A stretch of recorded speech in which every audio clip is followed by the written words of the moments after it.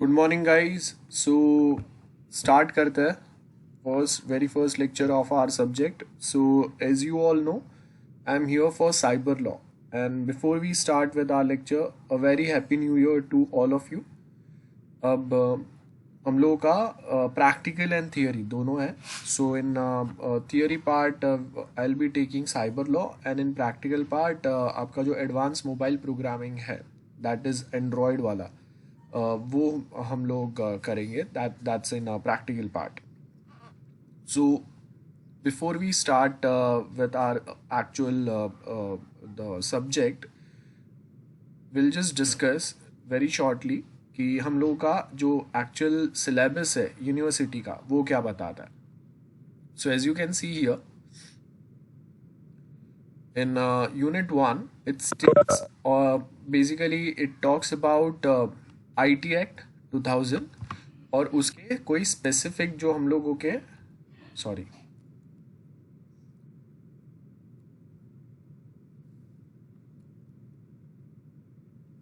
just 1 minute.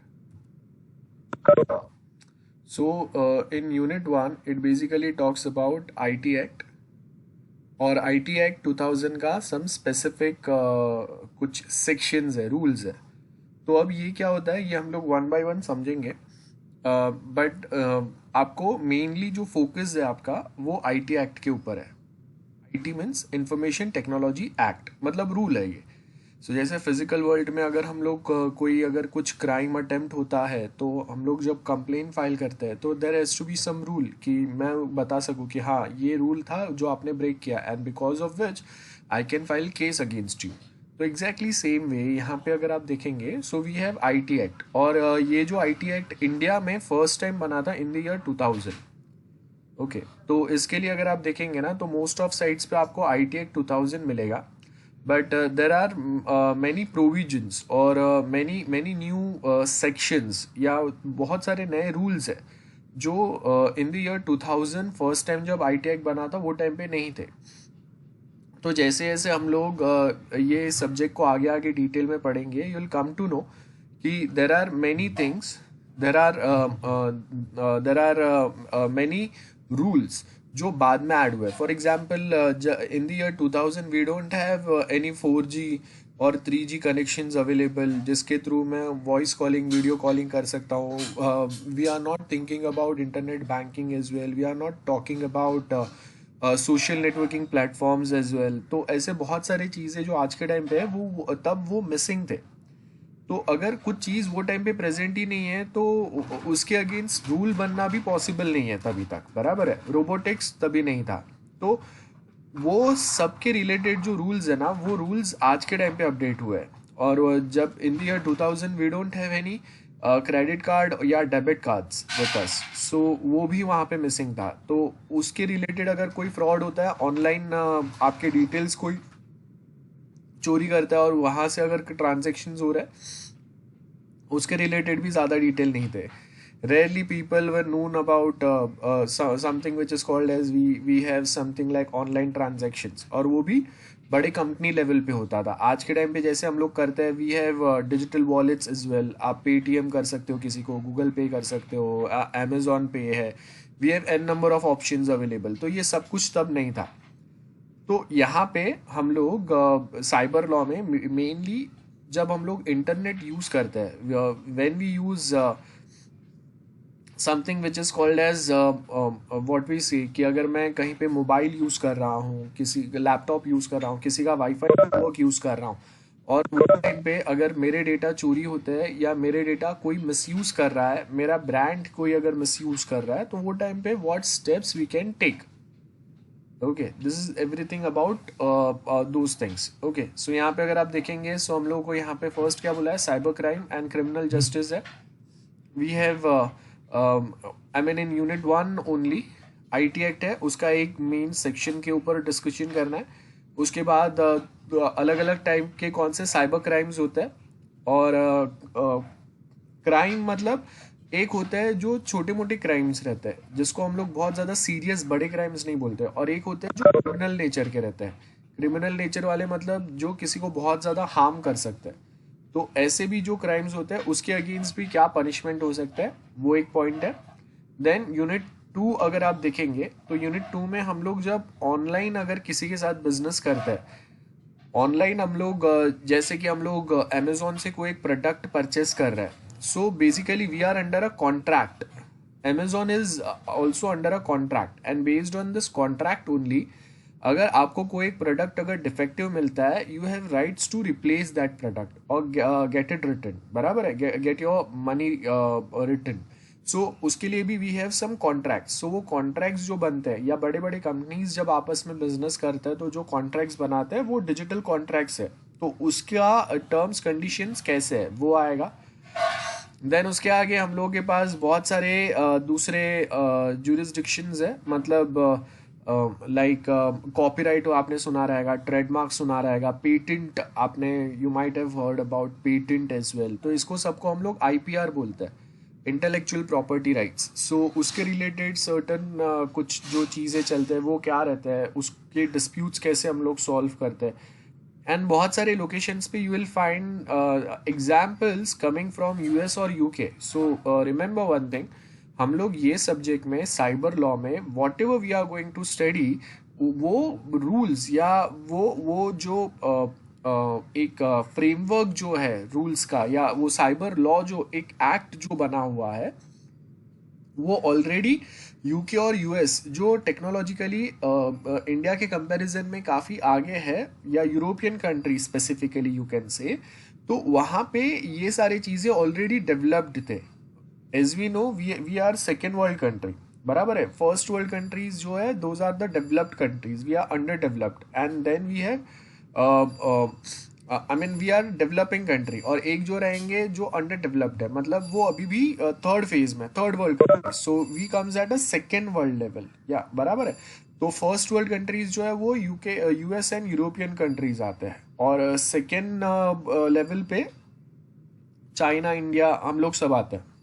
और third world countries अगर हम लोग बोलेंगे तो those are most of African nations, और अभी मिडल ईस्ट के बहुत सारे लोकेशंस जहाँ पे वॉर लाइक सिचुएशन कंटिन्यूस चलते रहता है, those are the third world countries for now, because उनके पास इतना इंफ्रास्ट्रक्चर, उनके पास इतने रिसोर्सेज है ही नहीं। तो हम लोग अगर जब कुछ न्यू रूल्स बनाएंगे, सो इन द ईयर 2000 हम लोगों ने कुछ रूल्स बनाए। नाउ रिमेंबर आईटी एक्ट 2000 है, मतलब 1998 में आप अगर देखेंगे ना, एक टाइमलाइन जो स्टार्ट होता है वो स्टार्ट होता है 95 के बाद में। ओके, सो मैं आपको शॉर्ट कैसे कुछ पॉइंट्स जाते हैं। सो समझो कि हम लोग के पास फर्स्ट जो है that is in the year 1992, remember 1992, एक हम लोगों ने अपना जो सिस्टम है इंडिया में, जो हम लोगों ने एलपीजी रिफॉर्म्स लाए थे, एलपीजी, लिबरलाइजेशन, प्राइवेटाइजेशन, ग्लोबलाइजेशन, आपने सुना रहेगा। उसके पहले प्राइवेट कंपनीज को डायरेक्टली अलाउड नहीं था, आपको कोको कोला, पेप्सी जैसे ब्रांड्स इंडिया में नहीं मिलते 92 के पहले।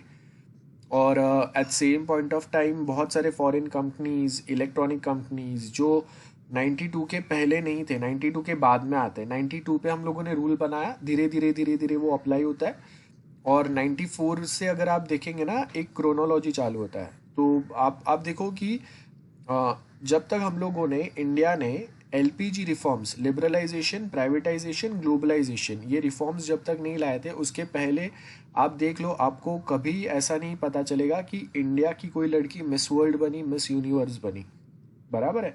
सो आफ्टर 1992 रिफॉर्म्स आपको पता चलेगा कि हम लोग के पास दो, we have two girls, one is Miss Universe, Miss World, और उसके बाद एक कंटिन्यूअस एक पैटर्न चालू है, बराबर है। At same point of time आप देखो कि जो 95 से जो एक एरा स्टार्ट होता है ना, वो तेंदुलकर का एरा था। तो वो टाइम पे आपको बहुत सारे जो एडवर्टाइजमेंट्स कंपनीज जो इंडिया में आते हैं ना, लाइक पेप्सी, आपको उसमें तेंदुलकर मिलेगा, बराबर है। सो वो अगेन वो एक नेक्स्ट एरा हो गया।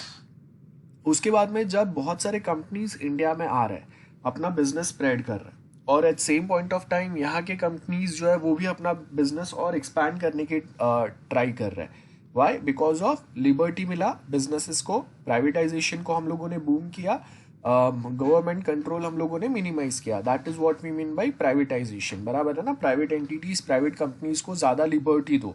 एंड ग्लोबलाइजेशन मतलब बाकी दुनिया के जो कंपनीज है उनको इंडिया में आने दो और इंडिया की कंपनीज को भी उनके पास जाने दो. That is what we mean by globalisation. So basically आप देखो कि 95 96 ये टाइम तक बहुत सारे कंपनीज इंडिया में आ रहे और लोगों को आना है. लाइक एज आई सेड कि अगर मिस वर्ल्ड, मिस यूनिवर्स अगर इंडिया से बनती है 94 95 ये जो टाइम लाइन है तब, I am talking about Sushmita Sen, Aishwarya Rai.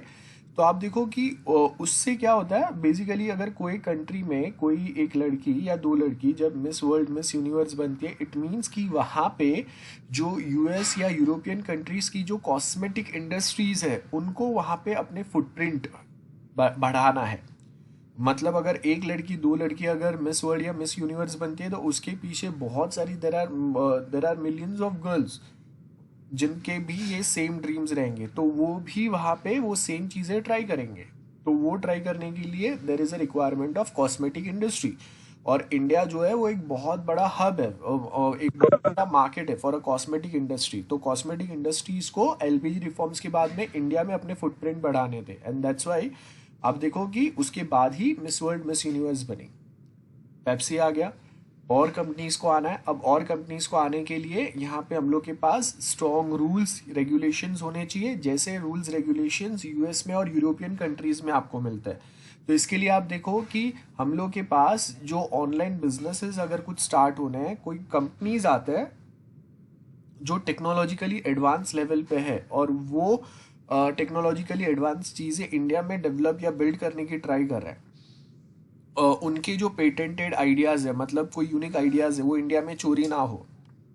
तो इसके लिए नेसेसरी है कि इंडिया में भी ऐसे कुछ रूल्स होने चाहिए. एंड दैट्स वाई आप देखो कि 1998 में फर्स्ट टाइम इंडिया में एक छोटा सा रूम अलोकेट होता है जिसको हम लोगों ने आईटी डिपार्टमेंट नाम दिया था. ओके, आईटी डिपार्टमेंट था.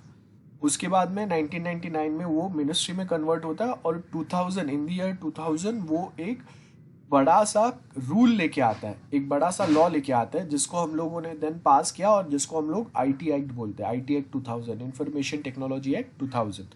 सो 98 में एक छोटा सा डिपार्टमेंट बना, IT department, information technology department. Then it gets converted to ministry. और मतलब उतना प्रॉपर लेवल का मिनिस्ट्री नहीं बना था ऑफ कोर्स. अभी भी बहुत सारी चीज़ें मिसिंग है, वो टाइम की बात जाने दो, अभी भी मिसिंग है.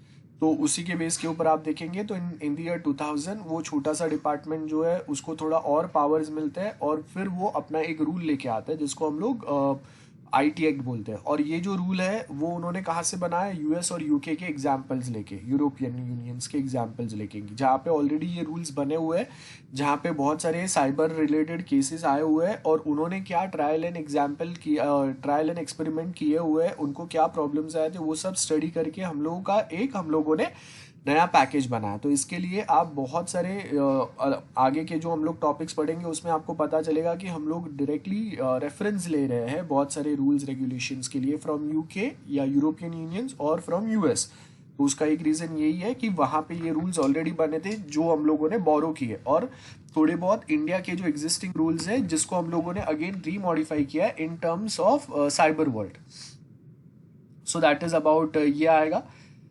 देन साइबर स्क्वाटर्स क्या रहता है? कॉपीराइट इन्फ्रिंगमेंट जो होता है, मतलब कॉपीराइट आप देखो कि कोई भी नया मूवी आता है नेटफ्लिक्स पे, अमेजोन प्राइम पे और कहीं पे आप देख लो, आपको इमीडिएटली वो मूवी का एक पायरेटेड वर्जन मिलता ही है. अब ये वर्जन्स जो है वो इजीली अवेलेबल हो जाते हैं. तो अगर मैं बोलता हूँ कि यहाँ पे ये कॉपीराइट वायलेशन हो रहा है तो वो वायलेशन को हम लोग रोक कैसे सकते हैं? या अगर पता चलता है कि XYZ पर्सन ने अगर वो वायलेशन की है तो उसके अगेंस्ट हम लोग क्या केस फाइल कर सकते हैं, वो सारी चीज़ें आपको यहाँ पे मिलेगा इन यूनिट 3.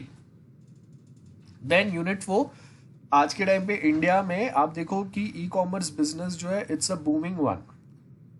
अमेजोन, फ्लिपकार्ट या बाकी के कोई दूसरे आप देख लो, वो ऑनलाइन बिजनेस में जितना कमा रहे उतना फिजिकल बिजनेस में भी आजकल हम लोग नहीं कमा रहे.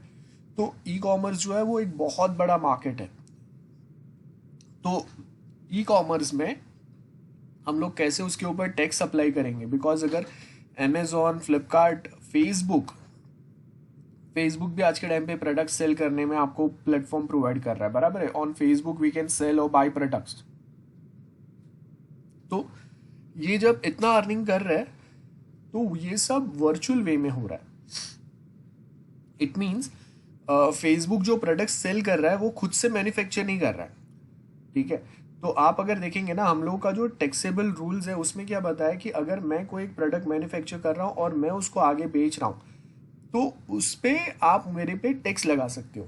लेकिन यहाँ पे क्या हो रहा है, Facebook it only provides a platform, किसके बीच में, मर्चेंट एंड कस्टमर के बीच में। तो एक प्लेटफॉर्म जब प्रोवाइड कर रहा है मतलब वो ना कुछ बाय कर रहा है ना सेल कर रहा है, it only provides a platform. So एक प्लेटफॉर्म के ऊपर आप कैसे टैक्स अप्लाई करेंगे, और जब तक ये टैक्सेबल रूल्स में हम लोगों ने चेंजेस नहीं किए थे तब तक कैसे ये ई कॉमर्स कंपनीज ने, और in short I can say Google, Amazon, Facebook और बाकी के ऐसे जो बड़े ब्रांड्स है, ट्विटर है, ये सब, उन्होंने कितने they earn millions and billions of dollars from India, और उसके अगेंस्ट उन्होंने ना के बराबर टैक्स पे किया है। मतलब इंडिया को उन्होंने कुछ दिया ही नहीं है, सब कुछ वो अपने कंट्री में लेके गए। तो जब वो लोग इतना कुछ हम लोग के पास से कमाते हैं और जब उसके अगेंस्ट वो हम लोगों को कोई टैक्स पे नहीं कर रहे हैं यहाँ पे, मतलब इंडिया को कोई बेनिफिट नहीं हो रहा है गेटिंग। सो वो टाइम पे ऐसे सिचुएशंस को हम लोग कैसे हैंडल करेंगे, एग्जैक्टली उनके ऊपर कैसे हम लोग टैक्स अप्लाई कर सकते हैं, उनके जो इनकम्स है उनको हम लोग कैसे क्लासीफाई करेंगे, वो सब पॉइंट्स है। उसके साथ में आप अगर ऑनलाइन कॉन्ट्रैक्ट या ऑनलाइन कोई अग्रीमेंट्स करते हैं, ऑनलाइन एक बिजनेस डील होता है, तो वो टाइम पे digital signature is very important. तो डिजिटल सिग्नेचर जैसे फिजिकल सिग्नेचर होता है वैसा we comes with a digital signature. और प्लस आप जो ऑनलाइन कुछ डॉक्यूमेंट्स अगर शेयर करेंगे तो वो डॉक्यूमेंट्स शेयर करने के लिए we required a digital certificate, जिसके ऊपर आपको वो डेटा को एनक्रिप्ट और डिक्रिप्ट करने का आपको अथॉरिटी मिलता है। तो वो आपको मिलता है सीए के थ्रू। आई एम जस्ट ओवरऑल मैं आपको सिलेबस बता रहा हूँ क्या क्या है। देन इन यूनिट 5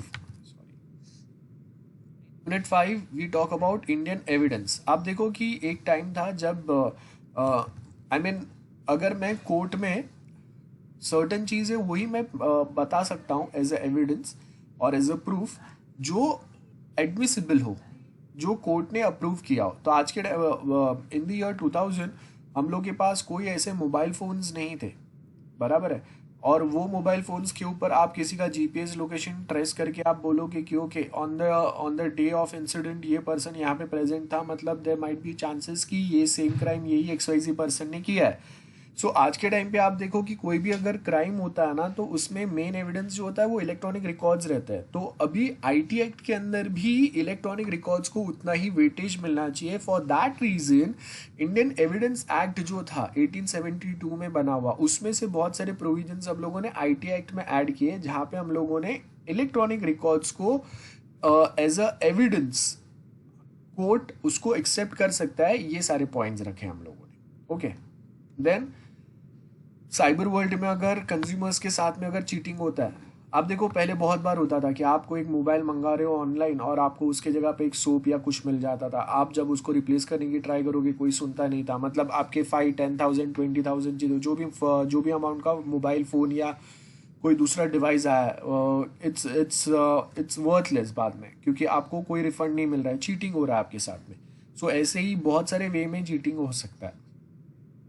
तो वो टाइम पे we must have cyber protection of cyber consumer. तो वो कैसे कर सकते हैं हम लोग, वो पॉइंट्स यहाँ पे आपको लास्ट यूनिट में मिलेंगे। So this is our syllabus 5 units का। ओके, सो यही हम लोग सेम डिस्कस करने वाले हैं। And I will give you a complete notes. Here we have unit 1 chapter 1। So will start now. So as you can see, Unit 1, Chapter 1. Okay, now on a very serious note, this time आपका exam अब MCQ होगा या theory होगा, we don't know. It might possible कि after 1 or 2 months college start हो जाए या ना भी हो, ठीक है। सो आपके एग्ज़ाम तक कॉलेज चालू होता है नहीं होता है, we don't have any idea. तो we should be prepared with both the options, MCQs वो तो आपने प्रैक्टिस हो ही गया है आपको, बट थियरी आंसर्स लिखने का जो प्रैक्टिस है वो छूट गया है। तो हम लोग जैसे जैसे ये टॉपिक पढ़ते जाएंगे, डिस्कस करते जाएंगे, वैसे वैसे I want you to prepare short notes for yourself. ठीक है, of course I am not going to check your book, हम लोग कोई स्कूल में नहीं है। सो जस्ट मेक श्योर जो जो इम्पोर्टेंट पॉइंट्स और सेक्शंस मैं बोलता हूँ आपको, बिकॉज एमसीक्यूज भी अगर आएंगे ना तो वो सेक्शंस के ऊपर ज़्यादा फोकस रहेगा। जैसे IT एक्ट 2000 यहाँ पे हम लोग पढ़ रहे हैं। अब यहाँ पे आपको क्या बोला है, power of arrest without a warrant, मतलब मैं विदाउट वारंट, आपने मूवी में और बहुत सारी जगह पे देखा रहेगा कि कोई क्रिमिनल को अगर पुलिस अरेस्ट करने जाता है, that criminal demands for a warrant, कि आपके पास मुझे अरेस्ट करने का वारंट है, अगर है then only you can arrest me, else you can not. तो अरेस्ट करने का मतलब क्या है, मैजिस्ट्रेट जो रहते हैं उनके पास जाके आपको कुछ प्रूफ एविडेंसेस बताने रहते हैं कि बेस्ड ऑन दिस एविडेंस मुझे डाउट है कि ये पर्सन ने ये क्राइम किया हुआ है। सो अगर वो एविडेंस, अगर आपने मिनिमम कुछ एविडेंस अगर आपने बताया, देन ओनली अरेस्ट वारंट जो है वो इश्यू होगा, और वो वारंट के बेस के ऊपर ही यू कैन अरेस्ट समवन। अब यहाँ पे आपको बता रहा है कि IT एक्ट 2000 के अंदर देर आर प्रोविजंस जहाँ पे आप किसी को विदाउट वारंट भी अरेस्ट कर सकते हैं। मतलब you have a doubt and based on that doubt आप किसी को अरेस्ट कर सकते हैं, and warrant does not, it does not require a warrant. So वो देखते हैं हम लोग। अब देखो यहाँ पे आपको क्वेश्चंस दिए हुए हैं, जो टॉपिक हम लोग डिस्कस करेंगे उसके रिलेटेड कैसे क्वेश्चंस आ सकते हैं। सो करेंटली हम लोग अगर देखेंगे तो कौन से टाइप के क्राइम्स हो सकता है, list of cyber crime and give example of cyber crime. Cyber crime कौन से हो सकते हैं हम लोगों को सबको पता है। तो यहाँ पे देखो क्या बोला है, साइबर क्राइम्स जो है ये एक टाइप का कंप्यूटर या क्रिमिनल एक्टिविटी है जो कंप्यूटर सिस्टम या नेटवर्क के थ्रू कोई अचीव करने का ट्राई कर रहा है। उसके अंदर क्या क्या आएंगे, we have a major attack of cyber to exploit, जहाँ पे हम लोग क्या करेंगे, कोई एक सॉफ्टवेयर प्रॉपर नहीं है, उसका बैकडोर फाइंड करके उससे हम लोग कोई सिस्टम में एंटर करने का ट्राई कर रहे हैं, बराबर है। सो एग्जाम्पल्स अगर आप देखेंगे, वी हैव मेनी एग्जाम्पल्स, किसका, पासवर्ड ट्रैफिकिंग, बराबर है। पासवर्ड चेक करके उनके जो अकाउंट्स है वो अकाउंट्स को हम लोग हैंडल करते हैं, मिसयूज करते हैं, ऐसा कुछ हो सकता है। देन उसके साथ में आप देखेंगे कॉपीराइट वायलेशन, मतलब अगर मैं कोई एक सॉफ्टवेयर यूज़ कर रहा हूँ तो वो टाइम पे वो जो सॉफ्टवेयर है वो सॉफ्टवेयर को मैंने क्रैक किया हुआ है, मतलब उसका जेन्यून वर्जन हम लोगों ने उसका जेन्यून जो वर्जन है वो मैंने परचेज नहीं किया, लाइसेंस परचेज नहीं किया, मैंने क्रैक किया उसको। फॉर एग्जाम्पल आपने देखा रहेगा कि जो विंडोज़ OS है, तो अभी के टाइम पे तो आप न्यू कंप्यूटर या लैपटॉप परचेज करते हैं तो उसके साथ में वो जो विंडोज़ 10 है वो आपको उसके साथ में आता है, तो आपको अलग से परचेस करने की ज़रूरत नहीं पड़ती है। But I am talking about previous days, तो वो टाइम पे क्या था, आपको कंपलसरी नहीं होता था कि एक ऑपरेटिंग सिस्टम आपको जो विंडोज़ वाला जो है वो ही आपको मिलेगा। सो हम लोग पैसा बचाने के लिए व्हाट वी कैन डू, कि मैं लिनक्स वाला लैपटॉप एक परचेस करता हूँ, नया लैपटॉप परचेस कर रहा हूँ, तो मेरे 3-4 थाउजेंड वहाँ पे बच जाएंगे, और वो 3-4 थाउजेंड जो मेरे बचे हैं उसके अगेंस्ट मैं वापस उसके ऊपर विंडोज़ इंस्टॉल करूँगा जिसको मैं क्रैक कर लूँगा। तो क्रैक करने का मतलब क्या है, आपने सबसे पहले तो किसी के पास से वो कॉपी लिया, जिसने भी आपको वो कॉपी दिया आपने ऑनलाइन डाउनलोड किया, अपने फ्रेंड के पास से लिया।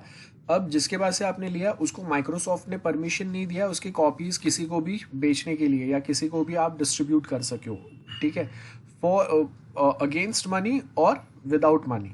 आप फ्री में भी किसी को दे रहे हो या पैसा लेके दे रहे हो, लेकिन दैट कंसिडर्ड एज पायरेसी। तो अगर मेरे पास विंडोज 10 का CD है, मैं उसको कॉपी करके या मैं उसको ऑनलाइन अपलोड कर रहा हूँ जहाँ से और 1000 लोग उसको डाउनलोड कर रहे हैं, so that is considered as a piracy, मतलब कॉपीराइट वायलेशन। कॉपीराइट मतलब कॉपी करने का right. Do you have right to copy that software और मूवी और डॉक्यूमेंट एनीथिंग? अगर नहीं है तो you can not copy that. तो आपके पास जो एक उसका आपके पास उसका जो एक सेट है उसी को आप यूज कर सकते हैं, आप उसके मल्टीपल कॉपीज डिस्ट्रीब्यूट नहीं कर सकते।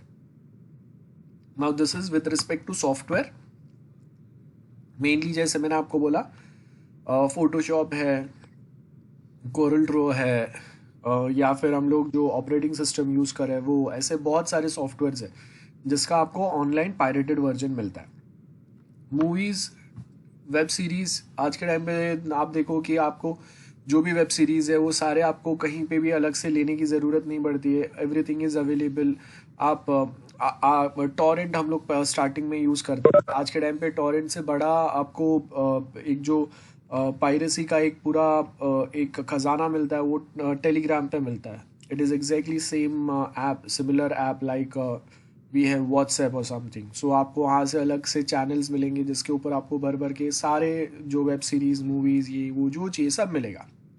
साउंड रिकॉर्डिंग्स है, ये सब जो है ये अगर आपके पास कॉपीराइट्स नहीं है उसके, यू कैन नॉट कॉपी। तो अगर आप देखते हैं नॉर्मली अगर एक मूवी रिलीज होता है एक थिएटर में, मल्टीप्लेक्स में, पीवीआर में, कहीं पे भी, तो वो टाइम पे उनके पास वो मूवी को रिलीज करने के ऑफिशियल कॉपीराइट्स होते हैं, then only they can release. अगर आप टीवी देख रहे हो और टीवी के ऊपर सेट मैक्स के ऊपर जी मूवीज या कोई भी दूसरे जो मूवी चैनल्स है उसके ऊपर अगर कोई एक मूवी आता है तो those channels they basically they have the copyright of that movie और दैट प्रोग्राम और वो मैच जो भी है उसका, तब जाके ही वो लोग उसको रिलीज कर सकते हैं, ब्रॉडकास्ट कर सकते हैं। Then trademark counterfeiting. अब इसका मतलब है कि डुप्लीकेट ट्रेडमार्क बना के आप वो प्रोडक्ट सेल कर रहे हैं। आप बेस्ट एग्जांपल नाइकी के शूज़, ट्रैक पेन्स या ऐसा कुछ देखते हैं हम लोग, आप देखो कि उसके ओरिजिनल अगर आप नाइकी के शूज़ या कुछ लेने जाएंगे, it cost way more compare to the original. मतलब उसका पायरेटेड अगर आप देखेंगे तो you will get it for 300-400-500 और उसके सामने उसका ओरिजिनल जो है वो मिनिमम 3-4,000-5,000 के नीचे आपको नहीं मिलेगा। सो ट्रेडमार्क, कोई कंपनी का ट्रेडमार्क आप काउंटरफेट डुप्लीकेट बना के पायरेटेड प्रोडक्ट, डुप्लीकेट प्रोडक्ट बेच रहा है। Then duplicate currency, Indian currency, American currency, वो हो गया। डेटा ट्रांसफर दैट, आपका जो डेटा है वो ओरिजिनल लोकेशन के जगह पे और कहीं पे भी स्टोर कर रहे हैं हम लोग, जिसको हम लोग मिस यूज़ कर रहे हैं, अगेन ये आएगा।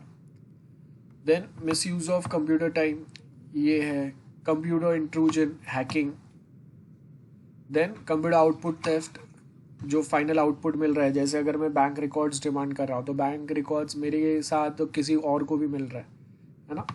डेस्कटॉप फॉर्जरी हो सकता है, रॉन्गफुल प्रोग्रामिंग, जिससे आपको कोई ऐसे एप्लीकेशंस दिए हुए हैं जो मेनली आपका कंप्यूटर का डेटा, इंफॉर्मेशन ये सब चोरी कर रहा है। So we have an number of such crime. और उसमें अगर आप मेन देखेंगे ना तो वो है चाइल्ड पोर्नोग्राफी। ओके, या नेक्स्ट अगर आप देखेंगे child exploitation and internet fraud matter that have male nexus. So एक बहुत बड़े लेवल पे ये क्राइम्स चलते हैं। Okay, let me give you one very interesting example with respect to India. In India अगर आपको एक पोर्नोग्राफी साइट बनाते हैं, so publishing a pornographic content is prohibited और इट्स स्ट्रिक्टली प्रोहिबिटेड और it's punishable offence in India. But at same point of time, browsing it, watching it, that's not a crime. ठीक है। सो अगर एक porn site अगर कोई चालू करता है तो दैट्स अ क्राइम, लेकिन ब्राउजिंग और accessing a porn site that's not a crime.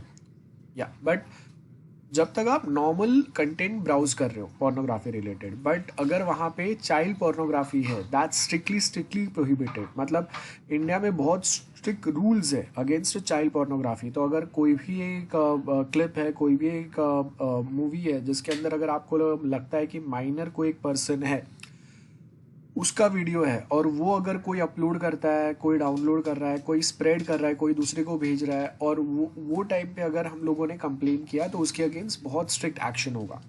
Normal videos आपने देखा रहेगा बहुत बार लोग स्प्रेड करते हैं, उसमें कुछ नहीं होता है, बट हाँ चाइल्ड पोर्नोग्राफी रिलेटेड बहुत ज़्यादा होता है। और at same point of time यहाँ पे चाइल्ड रिलेटेड अगर कहीं पे भी कुछ क्राइम्स होते हैं तो वहाँ पे भी आपको पता चलेगा कि हम लोगों ने बहुत स्ट्रिक्ट रूल्स बनाए हुए हैं। Okay, then internet fraud, internet harassment, ये तो हम लोग को पता ही है।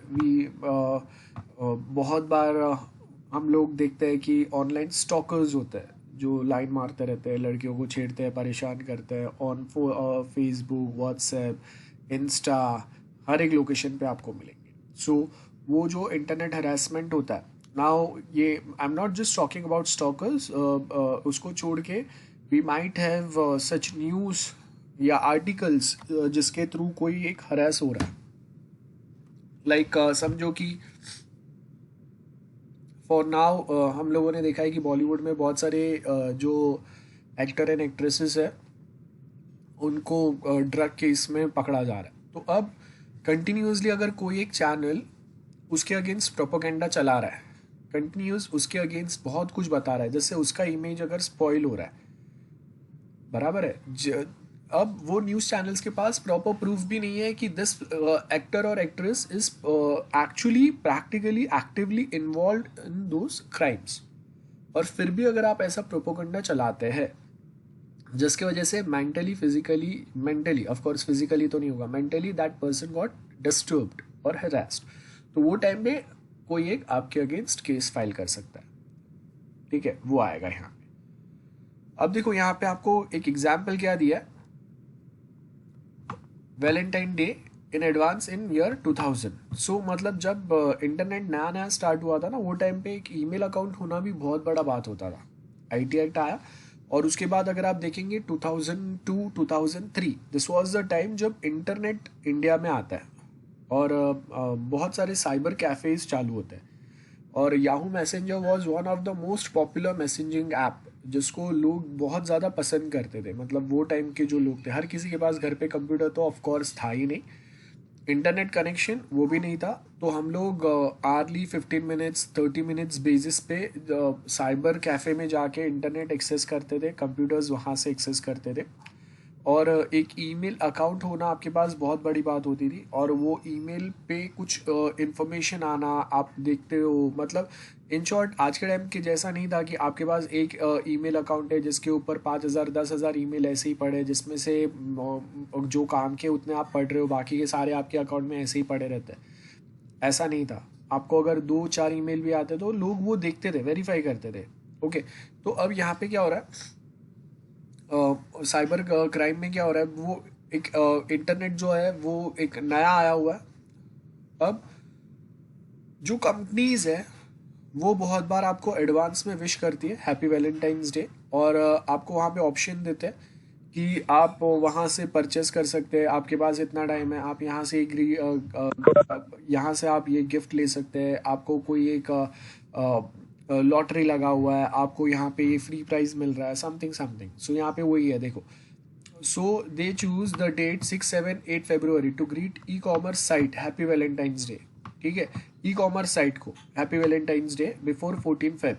Now the e commerce sites like वो टाइम पे अभी हम लोग के पास ईबे था, अमेजोन है, buy.com है, याहू है, और उनका जो सर्वर है वो स्लो हो गया या शट डाउन हो गया फॉर आवर्स। मतलब क्या हो रहा है यहाँ पे, बहुत सारे रिक्वेस्ट जो है, बहुत सारे मैसेजेस जो है वो एक साथ उनके पास गए, और जिससे की वजह से उनका जो सर्वर है वो स्लो या शट डाउन हो गया। ओके, नेक्स्ट आपको क्या बोल रहा है, we have a cyber criminal also send virus. तो अब जैसे मैंने आपको बोला कि जो in the year 2002-2003 email account सबके पास नहीं है, और there are people who are crazy about Yahoo Messenger.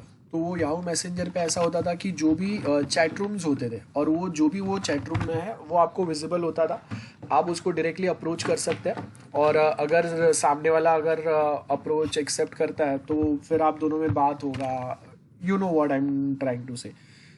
तो अब जब बहुत सारे लोग हैं जो रोज़ टाइम पास करने आते हैं कि हाँ कोई ना कोई ऑनलाइन मिल जाए जिसके साथ फ्लर्ट हो सके, ये वो, तो अब there are thousands and thousands of people जो रोज़ आके सिर्फ यही टाइम पास कर रहे हैं, लोगों से फ्लर्ट कर रहे हैं, एंड उसी के बीच में एक वायरस आता है, that is I love you virus. तो अब ये क्या हो रहा है कि आपको एक ईमेल आता है या एक मैसेज आता है जिसमें आई लव यू ऐसा ऊपर लिखा रहेगा, आप जैसे ही क्लिक करते हैं virus enters in your system, that's it.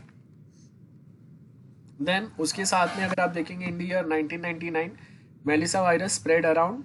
अब यहाँ पे बहुत सारे जो वायरस है ये इंडिया में नहीं है, ठीक है, बिकॉज इंडिया में इतने लोग थे ही नहीं जो टेक्नोलॉजी यूज़ कर रहे हैं।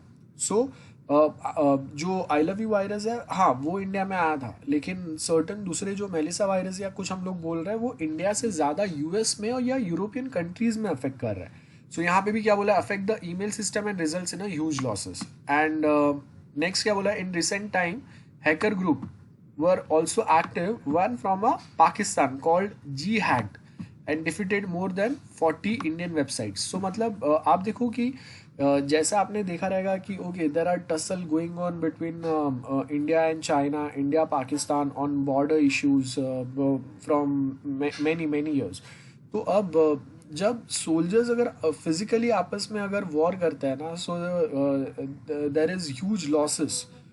ठीक है, यहाँ के सोल्जर्स मरते हैं, वहाँ के सोल्जर्स मरते हैं, प्लस दोनों के बीच में बहुत ज़्यादा जो रिलेशंस है वो स्पॉइल होता है।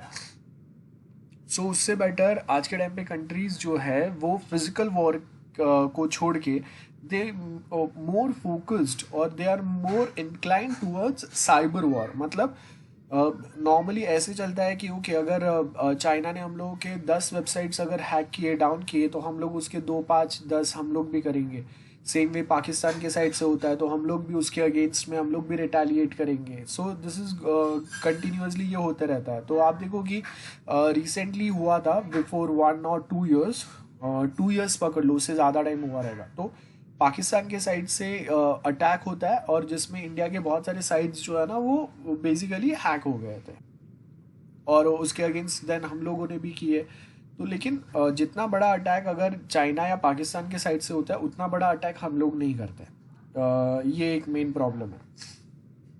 देन नेक्स्ट आपको क्या बोला, the website that were hacked agriculture university of Maharashtra. मतलब मेनली जो वेबसाइट हैक होता है वो गवर्नमेंट रिलेटेड होते हैं कहीं ना कहीं, स्टेट गवर्नमेंट या यूनियन गवर्नमेंट जो है हम लोगों का, उससे रिलेटेड कुछ साइट्स या कंटेंट होते हैं उसको वो लोग हैक करने का ट्राई कर रहे हैं, जहाँ से हम लोगों के एग्रीकल्चर रिलेटेड, जैसे देखो यहाँ पे एग्रीकल्चर यूनिवर्सिटी ऑफ महाराष्ट्र। तो अब क्या होगा कि हम लोगों के एग्रीकल्चर में अगर हम लोगों ने कुछ इनोवेशंस किए हुए हैं या किसी ने अगर पेटेंट फाइल किया है तो उनके जो यूनिक आइडियाज़ है वो कहीं ना कहीं ये वेबसाइट्स पे अवेलेबल रहेंगे। Same way research centre, Asia as newspaper, then Indian science congress. So अब देखो जहाँ जहाँ पे भी उनको काम की इंफॉर्मेशन मिल सकते हैं, मतलब वो what they are trying to do exactly is कि जो जो रिसर्चेज हम लोगों ने या इंडियन लोगों ने कहीं पे रखे हुए फाइल किए हुए, उसको चोरी करके वो अपने नाम पे आगे देन पैसा कमाएंगे उसमें से। तो ये उनका मेन पर्पज़ रहता है। साइट हैक करके खाली किसी को मज़ा नहीं आता, लेकिन वो ऐसे चीज़ें हैक करते हैं जिससे वो इन्फॉर्मेशन ले सके और जिसको वो आगे बेच के वापस उसमें से प्रॉफिट कमा सके। सो अगर एग्रीकल्चर रिलेटेड कुछ इनोवेटिव चीज़ किसी ने बनाया हुआ है कि ओके चलो मैंने कोई एक ऐसा प्लांट बना दिया है जिससे it helps to cure TB और कैंसर, या फिर हम लोगों ने कोई एक ऐसा टेक्नोलॉजी बनाया है एग्रीकल्चर में, हम लोगों ने कुछ ऐसा इनोवेशन किया है जिसकी वजह से वाटर स्कैर्स एरियाज जो है वहाँ पे भी हम लोग बहुत इजीली फार्मिंग कर सकते हैं, गेटिंग। या फिर इंडियन साइंस कांग्रेस के अंदर भी आपको ऐसा कुछ न्यू रिसर्च मिलता है, तो वो सब हम लोग यहाँ पे देखते हैं। देन देखो Indian Institute of Ahmedabad, then Gujarat government institute of technology, then same way बहुत सारे दूसरे। So basically this people they are trying to steal the information from this government, state government या यूनिवर्सिटी लेवल्स के जो वेबसाइट्स है वहाँ से रिसर्चेज वो चोरी करने का ट्राई कर रहे हैं। तो उससे क्या होगा कि वो डायरेक्टली अपने नाम पे ये सेम आइडियाज़ को रजिस्टर करेंगे और वर्ल्ड में और अपने कंट्री में वो सेम बेच के उसमें से बहुत बड़ा प्रॉफिट कमा सकते हैं। सो आप देखो कि किसी को रिसर्च करने में it took like 5-10 years, 3 years, 4 years, और उसके साथ हम लोगों ने उतना इन्वेस्टमेंट भी किया है, और ये लोग वही सेम चीज़ चोरी करके आपको बहुत इजीली वो सेम डेटा को रीयूज़ कर रहे हैं, है ना। Then we have second group called Dr. Nuka, which is founder of Pakistan Hacker Club. और उन्होंने क्या किया, hacked sites like Indian parliament का साइट है, अहमदाबाद टेलीफोन एक्सचेंज का साइट है। सो बेसिकली यहाँ पे अभी वो क्या करेंगे, कहाँ से कौन कैसे कनेक्ट हो रहा है और उसके बाकी इन्फॉर्मेशन जो है वो देखेंगे वो लोग। सो ऐसे बहुत सारी चीज़ें वो लोग यहाँ पे बेसिकली हैक करके इन्फॉर्मेशन चोरी करने का ट्राई कर रहे हैं। बेस्ट एग्जांपल आज के टाइम पे देख लो, आपको पता चलेगा, आप रिसेंटली न्यूज़ में सुनते रहोगे कि we have many different places जहाँ पे लोग जो कोरोना वैक्सीन के जो मेन रिसर्च रिलेटेड इन्फॉर्मेशन है वो चोरी करने का ट्राई कर रहे हैं। ऐसे अटैक्स हुए भी है जो कंपनीज, जो फार्मा कंपनीज है जिन्होंने ऑलरेडी वैक्सीन्स बना ली है, तो उनका वैक्सीन का एग्जैक्टली क्या केमिकल बॉन्ड्स है उसको स्टडी करने के लिए, उसको चोरी करने के लिए उनके ऊपर ऐसे अटैक होता है। तो बेसिकली वो अटैक से क्या होगा, वो दवाई कैसे बना है वो उन्होंने फॉर्मूला निकाल लिया, वो निकाल लिया, तो वो लोग भी वो सेम दवाई बना सकते हैं, वो सेम डोज या वैक्सीन बना सकते हैं। देन थर्ड क्या है, Nightman hacked website owned by government and websites up by in companies. So we have many such examples like that. ठीक है, अब देख लेना।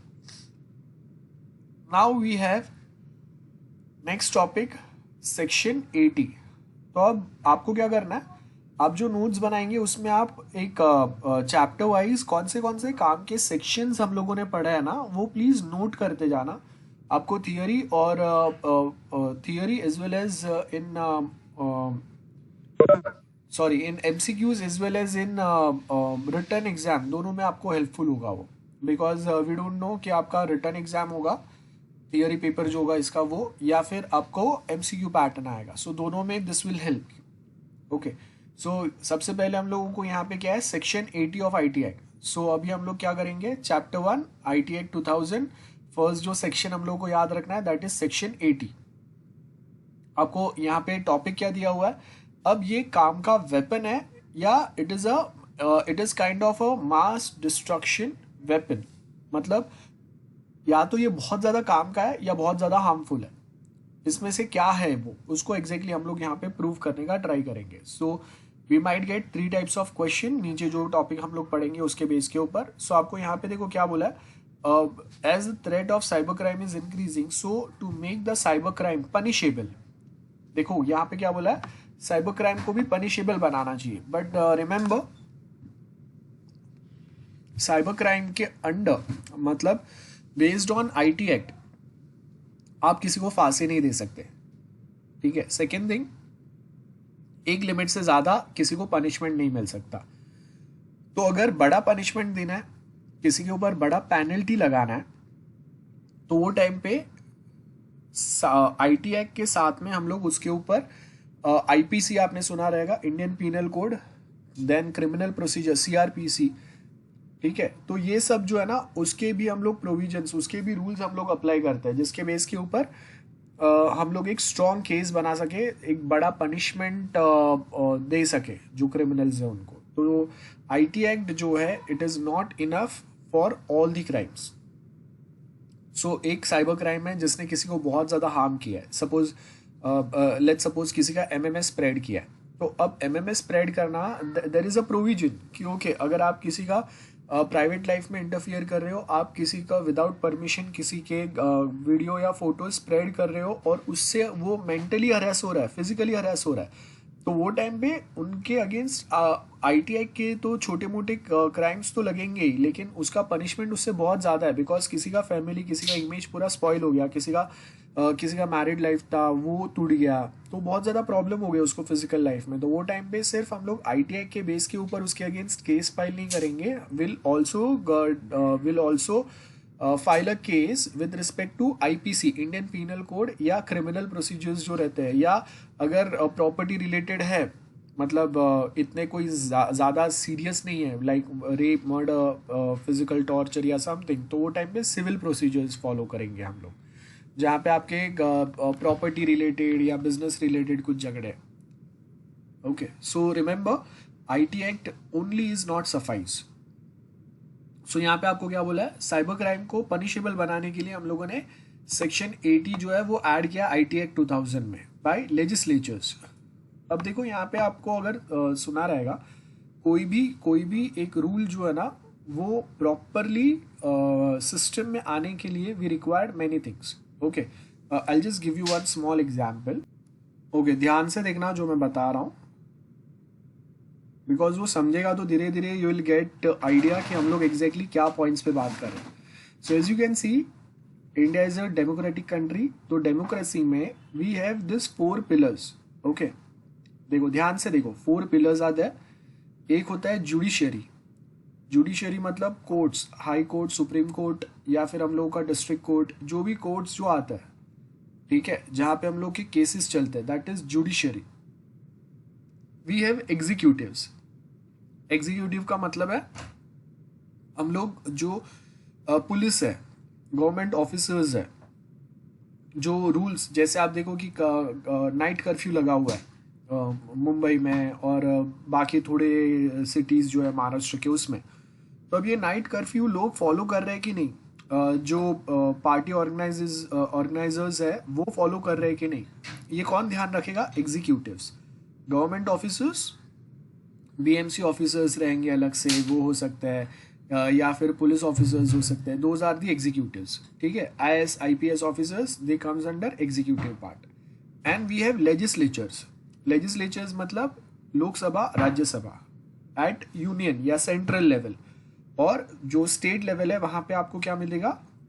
विधान परिषद, याद है आपने सुना है, lower house upper house state level पे भी होता है और सेंट्रल लेवल पे भी होता है।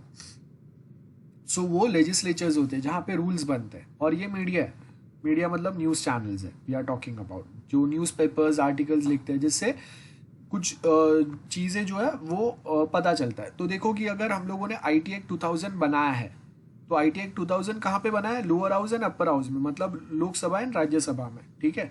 सो मेनली आप देखो कि एक ड्राफ्ट बनता है, एक ड्राफ्ट को जिसको हम लोग बिल बोलते हैं, बिल, ठीक है, बिल। तो एक बिल जो है वो बेसिकली प्रेजेंट होता है, it might first get presented in Lok Sabha और राज्यसभा, कहीं पे भी आप कर सकते हैं, और वहाँ पे अगर उसको मेजोरिटी मिलता है, वहाँ से अगर वो पास होता है then it goes to second house. तो सपोज अगर लोअर हाउस पे अगर फर्स्ट टाइम बिल इंट्रोड्यूस हुआ है, तो लोअर हाउस में क्या होगा?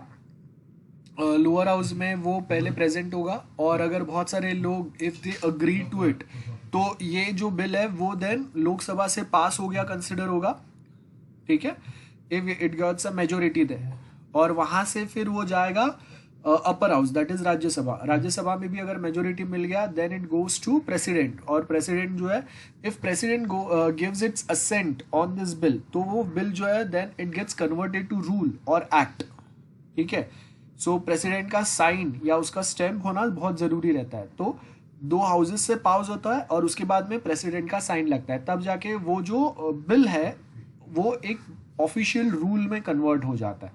अब ये जो नया रूल बना है, वो रूल ग्राउंड लेवल पे प्रॉपरली इंप्लीमेंट हो, कंपनीज लोग उसको फॉलो करें प्रॉपरली, उसका ध्यान रखने का काम होता है एग्जीक्यूटिव्स का, ऑफिसर्स का, गवर्नमेंट ऑफिसर्स, पुलिस ऑफिसर्स, सब कुछ। और ग्राउंड लेवल पे सिचुएशन कैसा चल रहा है, वो जो रूल्स या रेगुलेशंस नए बने हैं वो लोगों के काम के हैं, उसमें कुछ प्रॉब्लम नहीं है, उसमें कुछ मिस्टेक्स नहीं है न, उससे लोगों को इनजस्टिस तो नहीं हो रहा है ना, वो ध्यान रखने का, वो लोगों के सामने लाने का काम मीडिया का होता है। और जो आपने रूल्स बनाए, जैसे हम लोगों ने आईटी एक्ट 2000 बनाया, उसके अंदर सर्टन थिंग्स आर प्रोहिबिटेड या सर्टन थिंग्स आर पनिशेबल। तो आपने सपोज जैसे मैंने आपको बोला है कि स्प्रेडिंग अ पॉर्न वीडियो या circulating a child pornography, that's a prohibited thing और that's strictly prohibited under the IT act 2000। और वो सेम चीज अगर किसी ने किया है, तो आप जब केस फाइल करेंगे, तो आप केस कहाँ पे फाइल करेंगे? Of course cyber cell, cyber cell मतलब एग्जीक्यूटिव्स के पास जाएंगे, साइबर केस हैंडल करने वाले जो पुलिस होंगे उसके पास में, वहां पे केस फाइल होगा। और वो केस आगे कौन राइट है कौन रॉन्ग है, किसको पनिशमेंट मिलना चाहिए नहीं मिलना चाहिए, वो कौन देखेगा? जुडिशरी देखेगा, ठीक है। आई होप आप सबको समझ में आ गया। We have this 4 pillars. Judiciary मतलब कोर्ट्स की बात कर रहे हैं हम लोग, कोर्ट रूम, जहाँ पे जज होंगे, लॉयर होंगे, जो वो केस के ऊपर डिस्कशन करेंगे कि किसने क्या क्राइम किया है, उसको पनिशमेंट मिलना चाहिए नहीं मिलना चाहिए, और मिला तो कितना मिलना चाहिए। Executives, this are the officers level, जो ये रूल्स को अप्लाई करेंगे। रूल्स बनेंगे कहाँ पे? लेजिस्लेचर लेवल पे, दैट इज लोकसभा राज्यसभा, बराबर है। और fourth pillar is media. So mainly 3 pillars होते हैं, फोर्थ पिलर मीडिया है। तो आपको अगर याद रखना है, we can talk about this 3 pillars, okay. अब देखो यहाँ पे हम लोगों ने जो डिस्कस किया यहाँ पे,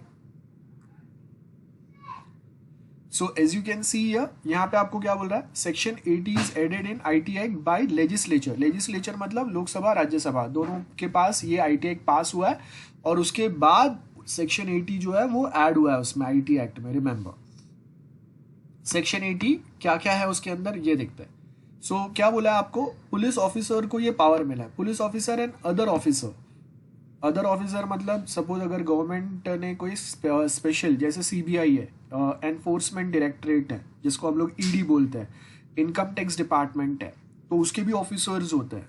तो ईडी है, आईटी डिपार्टमेंट है, या हम लोग के कोई स्पेशल रॉ ऑफिसर्स है या आईएएस ऑफिसर्स है। तो ये सब जो है ना, they basically comes under a central government और अ स्टेट गवर्नमेंट। तो पुलिस से भी कभी कभी ये लोग बहुत ज़्यादा पावरफुल होते हैं, कभी कभी नहीं, एवरी टाइम। सो पुलिस से ज़्यादा पावर इनके पास होता है। We have some defence forces, बराबर है, सीआरपीएफ है, या फिर हम लोग के पास बॉर्डर फोर्सेस है, या जैसे हम लोग के पास एयरफोर्स है, नेवी है, उनके ऑफिसर्स है। सो ये सारे ऑफिसर्स कंसिडर होते हैं, they those are comes under the executive part. तो बेसिकली हम लोग क्या बोल रहे हैं, सेक्शन 80 जो है ना, सेक्शन 80 वो एग्जीक्यूटिव्स जो है ना, जो 4 पिलर्स में से हम लोगों ने एग्जीक्यूटिव वाला पार्ट देखा था, तो एग्जीक्यूटिव्स जो है द ऑफिसर्स, पुलिस ऑफिसर्स और might be CBI officer, ED officer, enforcement directorate officer, income tax officer, navy हो सकता है, आर्मी ऑफिसर्स हो सकते हैं, या कोई भी ऑफिसर्स हो सकते हैं, लेकिन उनका एक ग्रेड होगा, ठीक है। सो यहाँ पे बोला गया है कि ऐसे जो ऑफिसर्स है ना, उनको पावर दिया गया है कोई भी एक प्रीमाइसिस पे एंटर करने का without a warrant, and they can search and many other things. So क्या क्या है, under code of criminal procedure, मतलब ये जो रूल आईटी एक्ट के अंदर हम लोगों ने सेक्शन 80 जो ऐड किया है ना, कि without warrant you can arrest someone, तो ये ऐसा नहीं है कि ये बहुत कुछ यूनिक चीज हम लोगों ने डाला हुआ है, नहीं। तो हम लोग के पास 1973 में एक code of criminal procedure already ये रूल बना हुआ है, ठीक है, फिजिकल क्रिमिनल प्रोसीजर्स को टैकल करने के लिए।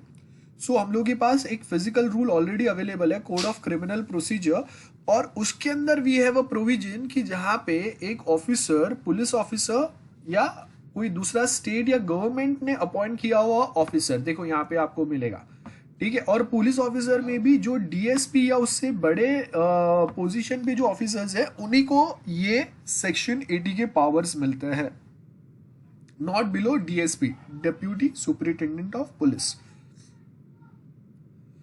पुलिस ऑफिसर या तो डीएसपी या उससे बड़े रैंक का होना चाहिए, या फिर there might be for some special cases, आप देखो सेंट्रल गवर्नमेंट या स्टेट गवर्नमेंट कोई स्पेशल ऑफिसर्स अपॉइंट करता है वो। तो this are the types of officers या एग्जीक्यूटिव बॉडी जिनके पास सेक्शन 80 को एग्जीक्यूट करने के पावर है, ठीक है। On behalf they can enter any public place and search and arrest without warrant any person found therein who is reasonably suspected। देखो अभी सस्पेक्टेड बोला है, मतलब गारंटी नहीं है उसने क्राइम किया है, वो क्रिमिनल है, लेकिन वी हैव अ डाउट कि okay this person might have attempted that crime. तो उसके बेस के ऊपर हम लोग कोई एक पर्सन को विदाउट वारंट अरेस्ट कर सकते हैं, और उसका घर या कोई भी प्लेस जो है उसको हम लोग सर्च कर सकते हैं, बराबर है। For example, for any purpose of this section, like public places. अब पब्लिक प्लेसेस कौन से रहेंगे, includes any public convenience, like आप समझो कि वो ट्रेन में है, बस में है, तो वो पब्लिक प्लेस कंसिडर होगा, राइट। या फिर अगर वो प्लेटफॉर्म पे बैठा है, कोई पब्लिक गार्डन में बैठा हुआ है, this is everything consider as public place, okay. Any hotel, any shop, any other place जहाँ पे कोई भी पब्लिक आ जा सकता है, बराबर है ना, उसको हम लोग पब्लिक, किसी को भी, जैसे मॉल में कहीं पे है, तो that is a public place, okay. Now where any person is arrested under, अब देखो कोई भी एक सेक्शन होता है ना, सेक्शन, रिमेंबर यहाँ पे आपको क्या बोला है, सेक्शन है, सेक्शन 80।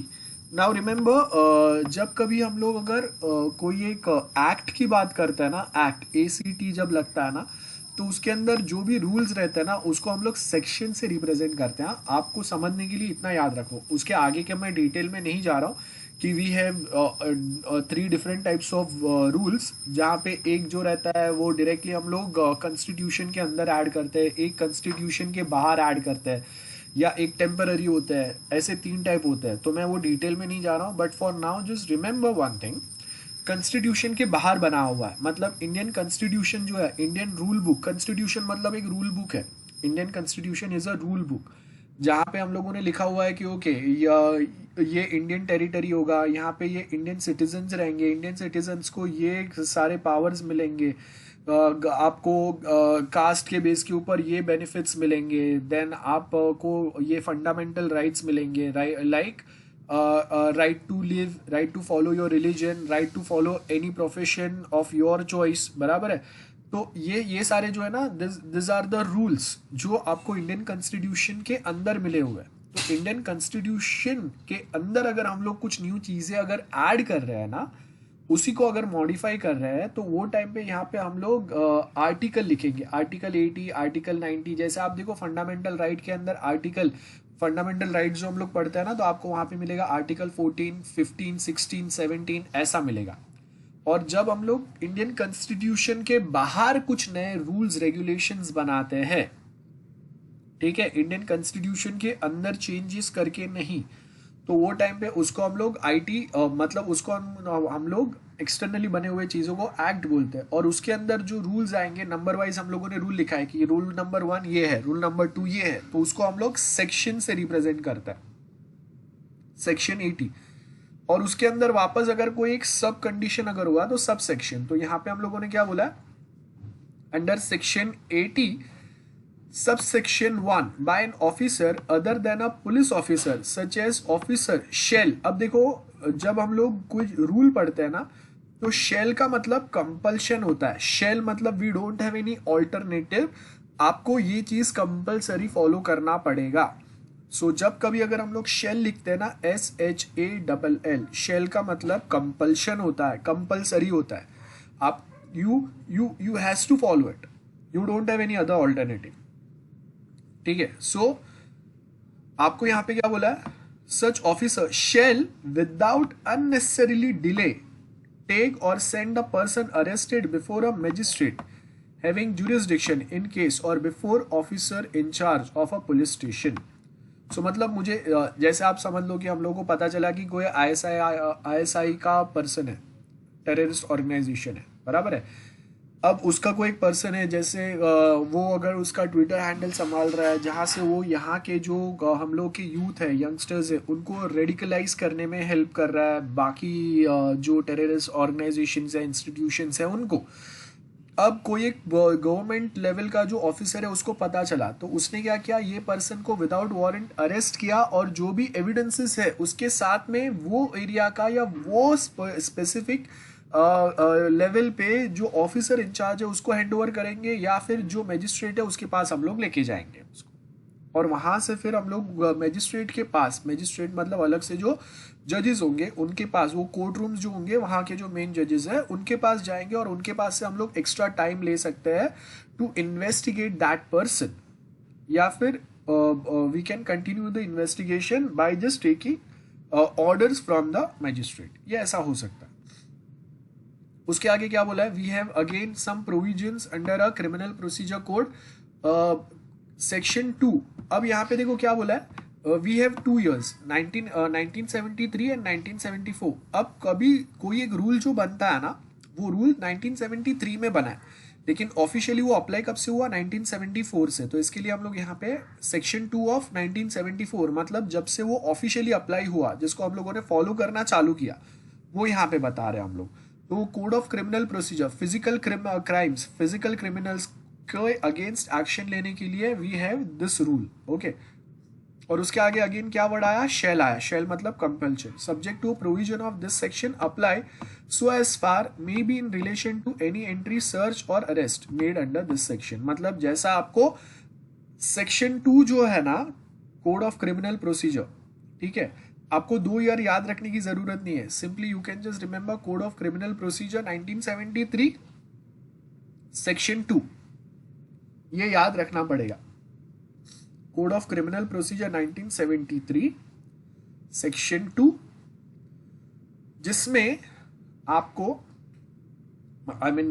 आपको मतलब not to us but officer got the power to enter, search, arrest और सीज एनी प्लेस, बराबर है, ये यहां पे होता है।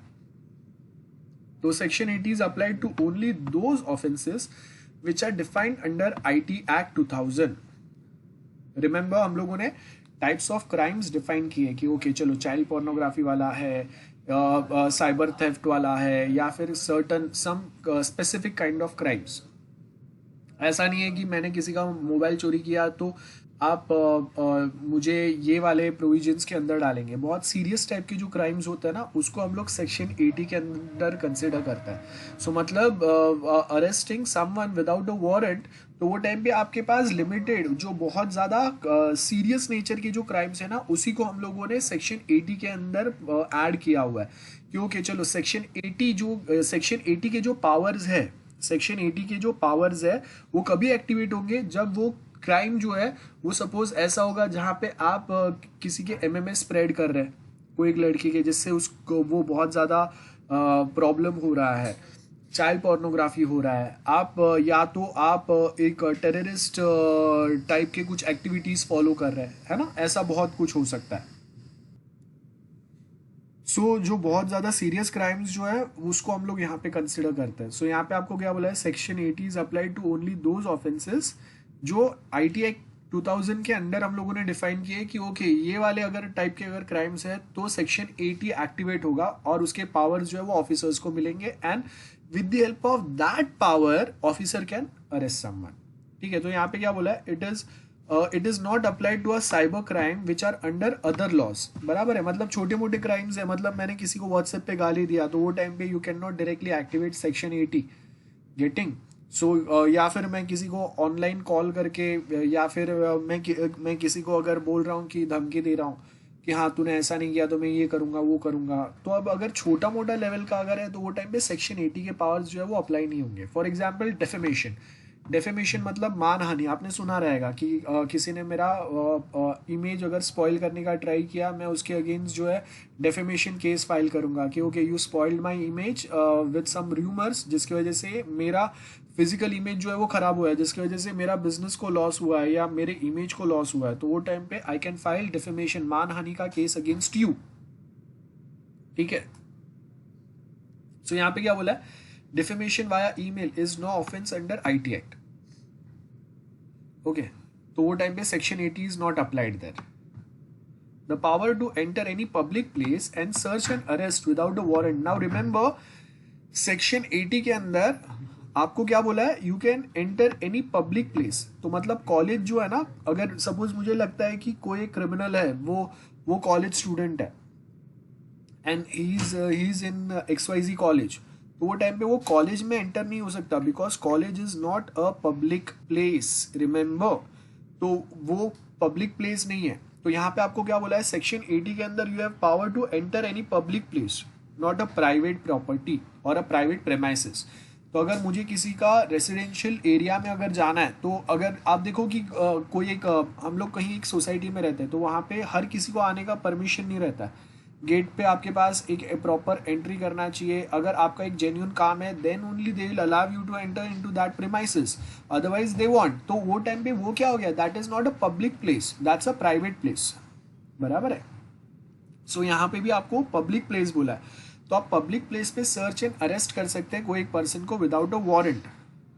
ठीक है, and only a police officer, मतलब कौन कौन अरेस्ट कर सकता है, अगर कोई एक हवलदार लेवल पे कोई है क्या, बराबर है, तो वो उसको अरेस्ट नहीं कर सकता, उसको पता है तो भी उसके ऊपर उसको सेक्शन 80 के पावर्स नहीं मिलेंगे। सेक्शन 80 के पावर्स मिलेंगे किसको। आप देखो यहाँ पे क्या बोला है कि सपोज अगर मुझे कोई एक अरेस्ट करने आता है तो मैं सबसे पहले पूछूंगा कि भाई रैंक क्या है उसका। अगर वो डीएसपी से कम लेवल का है तो वो मुझे विदाउट वारंट अरेस्ट कर ही नहीं सकता है। With respect to IT act 2000 an officer, section 80 के पावर्स किसको मिलेंगे, ऐसे ऑफिसर को जिसका मिनिमम रैंक डीएसपी होना चाहिए या उससे बड़ा ऑफिसर होना चाहिए, या फिर सेंट्रल एंड स्टेट गवर्नमेंट ने अपॉइंट किया हुआ कोई ईडीआईटी का ऑफिसर होना चाहिए जिसको स्पेशल पावर मिले हुए हैं फ्रॉम चीफ मिनिस्टर और प्राइम मिनिस्टर्स ऑफिस। ठीक है, ऐसे कोई ऑफिसर्स होने चाहिए, ये यहाँ पे हम लोग बता रहे हैं। सो बेसिकली वही लोग पब्लिक प्लेस से, रिमेंबर पब्लिक प्लेस, अगर वो कहीं पे ऑफिस में है so that's a private place, वो पब्लिक प्लेस नहीं है। तो प्राइवेट प्लेस पे आप डायरेक्टली विदाउट वारंट एंटर नहीं कर सकते, है ना। यहाँ पे वही दिया हुआ है। सो मेनली पावर्स किसको मिलेंगे? Police officer not below the rank of DSP and any other officer central or state government who is authorised by the central government. The power be exercised only in a public place. देखो ये बहुत जरूरी है, MCQs में भी आपको आ सकता है कि सेक्शन 80 एक्टिवेट कब होगा? Only on a public place, not on any other places, which as per the exploitation section 80 includes any public convenience, any hotel, any shop or any other place intended for use by or accessible to the public। तो mall जो है it is accessible to public, हर कोई जा सकता है। ऐसा नहीं है ना कि आपको पूछेंगे कि भाई आपके पास visa, Aadhaar card, PAN card है, then only you are allowed. नहीं, anyone can enter, of course with not any XYZ kind of material, but हाँ normal conditions पे anyone can enter। This power to enter any public place and search and arrest without a warrant any person from there, it can be exercised only on the ground such as person is reasonably suspected। देखो ये बहुत important है, reasonably suspected, note करके रखना आप जो notes अगर बना रहे हैं उसमें। तो reasonably मतलब उस मेरे पास इनफ एविडेंस होना चाहिए। पकड़ने के बाद अगर मैं बोलूंगा कि इसके फेस से मुझे लग रहा था कि शायद इसने किया रहेगा, नहीं, ऐसा नहीं हो सकता। या फिर इफ आई से कि ओके प्रीवियसली भी मैंने ऐसे कुछ क्राइम करते हुए इसको पकड़ा था, तो he might be that person. जैसे मैं बोल रहा हूँ कि ओके चाइल्ड पोर्नोग्राफी स्प्रेड हो रहा था, इसके लिए मेरा जो सबसे पहले जो डाउट गया वो ये पर्सन पे गया, बिकॉज इसको प्रीवियसली भी हम लोगों ने ऐसे केसेस में पकड़ा हुआ है। दैट इज रीजनेबली सस्पेक्टेड, ठीक है। Or of having committed or committing or of being about to commit. देखो यहाँ पे आपको क्या बोला है, या तो उसने क्राइम किया है या कर रहा है या करने वाला है। तीनों केस में हम लोग कोई एक पर्सन को विदाउट वारंट अरेस्ट कर सकते हैं, ठीक है। या तो उसने ऐसा कुछ क्राइम कर दिया, या कर रहा है, या करने वाला है, ठीक है। तीनों लेवल्स पे सेक्शन 80 अप्लाई होगा। Let's take an example. Suppose जैसे हम लोग अभी बात कर रहे हैं कि we have ISI type of organisations, बराबर है, आईएसआई। अब वो लोग एक कोई बहुत बड़ा कोई एक प्लान कर रहे हैं जहाँ पे वो जो लोग हैं उनको रेडिकलाइज कर रहे हैं, भड़का रहे हैं, ठीक है, जिसकी वजह से वो लोग अपने ही कंट्री में अपने ही लोगों को नुकसान पहुंचा रहे हैं, ठीक है। आपने देखा रहेगा कि फ्रांस में, यूएस में देयर आर मैनी पीपल। तो अब ये लोग क्या करते हैं, लोगों को भड़काते हैं कि ओके आप जिहाद के नाम पे जाके लोगों को मारो। तो वो लोग ट्रक रेंट पे लेते हैं और जहाँ पब्लिक प्लेसेस रहेंगे, बहुत सारे लोग रहेंगे, वहाँ पे लोगों के ऊपर वो ट्रक चढ़ा देते हैं, गन्स लेके जाते हैं, लोगों को मार देते हैं। तो जितने लोगों को मार रहे हैं दे फील कि उन्होंने जिहाद किया हुआ है ना।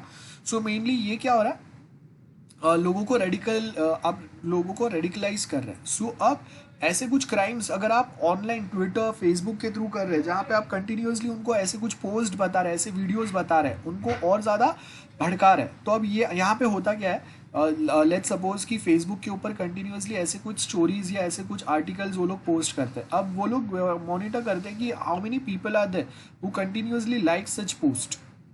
अब सपोज अगर मैंने 10 में से 8 पोस्ट को अगर लाइक किया है ना, तो वो फिर मुझे अलग से फिर दूसरे उससे ज़्यादा जो थोड़े रेडिकल पोस्ट रहेंगे ना, वो भेजना चालू करेंगे, फिर वीडियोस भेजना चालू करेंगे। उसको भी अगर मैं रिस्पॉन्ड कर रहा हूँ तो फिर उसका अलग से एक ग्रुप बन जाता है, जिसके अंदर फिर और भी बहुत ज़्यादा रेडिकल चीज़ें वहाँ पे स्प्रेड होते हैं। देन उनको वो लोग ऑनलाइन कांटेक्ट करते हैं, बात होता है, ट्रेनिंग होता है, बहुत कुछ होता है। सो ऐसा अगर कुछ चीज़ होने वाला है या हो रहा है या हो गया है, वो तीनों कंडीशंस पे सेक्शन 80 जो है वो अलाउ होगा। मतलब ऑफ कोर्स ये अगर ऑनलाइन मीडियम के थ्रू हुआ है तो सेक्शन 80 के पास जो है वो ऑफिसर्स को मिलेंगे। So it is clear in section 80 of IT act that the accused can be arrested without a warrant only from the public, not from any other place. This is the most important part. MCQs में भी आपको याद रखना है, ये देखो ये जो हाईलाइट किया है मैंने, only from public place, not from any other place. तो अगर आपके पास section 80 under section 80 of IT act 2000 we are power to arrest any person without a warrant on reasonably suspected grounds, on reasonably suspected grounds only if that person is in public place। अगर वो private place पे है तो section 80 के पास जो है वो वहाँ पे काम नहीं करेंगे। Accuse can be arrested for committing or having committed or about to commit any offence under IT act. So यहाँ पे क्या बोला है, वी हैव 3 प्रोविजंस और 3 सिचुएशंस। पहले में क्या बोला है, if a person is allege that he has committed an offence in a place other than a public place but he is found in a public place. मतलब suppose मैं बोल रहा हूँ कि कॉलेज का वाईफाई यूज करके उसने एक क्राइम किया, लाइक चाइल्ड पोर्नोग्राफी स्प्रेड किया, ठीक है, कॉलेज का वाईफाई यूज करके। तो अब जब उसने क्राइम अटेम्प्ट किया वो टाइम पे वो कहाँ पे था, कॉलेज में था, बराबर है। कॉलेज से उसने वो क्राइम अटेम्प्ट किया, मतलब कॉलेज क्या है, प्राइवेट प्लेस है, पब्लिक प्लेस नहीं है। हर कोई आके कॉलेज में बैठ नहीं सकता, हर कोई आके कॉलेज में एंटर नहीं हो सकता, हर कोई आके कॉलेज में कहीं पे भी घूम नहीं सकता है। So only selected people are allowed to enter in college premises. तो college is a private place. तो अब उसने चाइल्ड पोर्नोग्राफी जो है वो अपलोड किया, कोई एक फोरम पे स्प्रेड किया, लोगों के साथ शेयर किया, लेकिन वो कहाँ से किया, कॉलेज से किया। और हम लोगों को पता चला, और जब हम लोग उसको अरेस्ट करने गए तब वो मॉल में बैठा था। तो हम लोगों ने अरेस्ट कहाँ से किया उसको, mall is a public place. तो हम लोगों ने अरेस्ट किया उसको मॉल से, लेकिन उसने क्राइम कहाँ से किया था, प्राइवेट प्लेस से, कॉलेज से।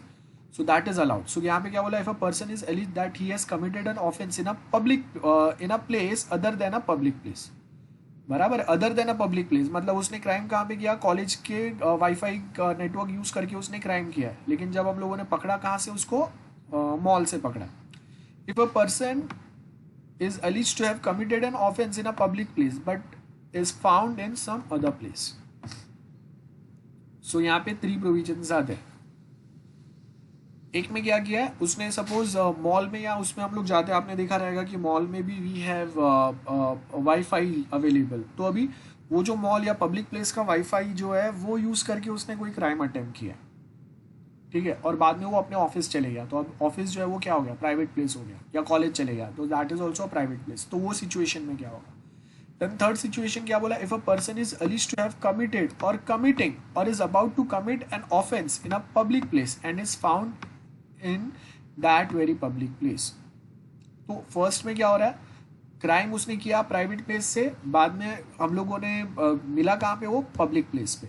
सेकेंड में क्या बोल रहा है, ऑफेंस उसने किया पब्लिक प्लेस से, लेकिन अभी वो कहाँ पे है, प्राइवेट प्लेस पे। और थर्ड पे हम लोग क्या बोल रहे हैं, क्राइम भी उसने पब्लिक प्लेस पे ही किया है और अभी वो है भी पब्लिक प्लेस पे।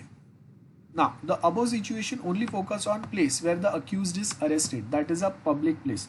The restriction of arresting accused from a public place make section 80 vulnerable for defeating magnificently, बराबर है। मतलब बहुत बार ये होता है कि कोई एक पर्सन जो है उसको हम लोग अरेस्ट नहीं कर पाते हैं सेक्शन 80 के पावर्स के बेस के ऊपर, बिकॉज वो पर्सन पब्लिक प्लेस से प्राइवेट प्लेस पे चले गया। तो आप देखो कि अगर मुझे नॉलेज है आईटी एक्ट का, तो मैं क्या करूंगा, कोई एक प्राइवेट प्लेस पे रहूंगा। तो प्राइवेट प्लेस पे आपके पास जब तक वारंट नहीं आता, you don't have power to arrest me, right.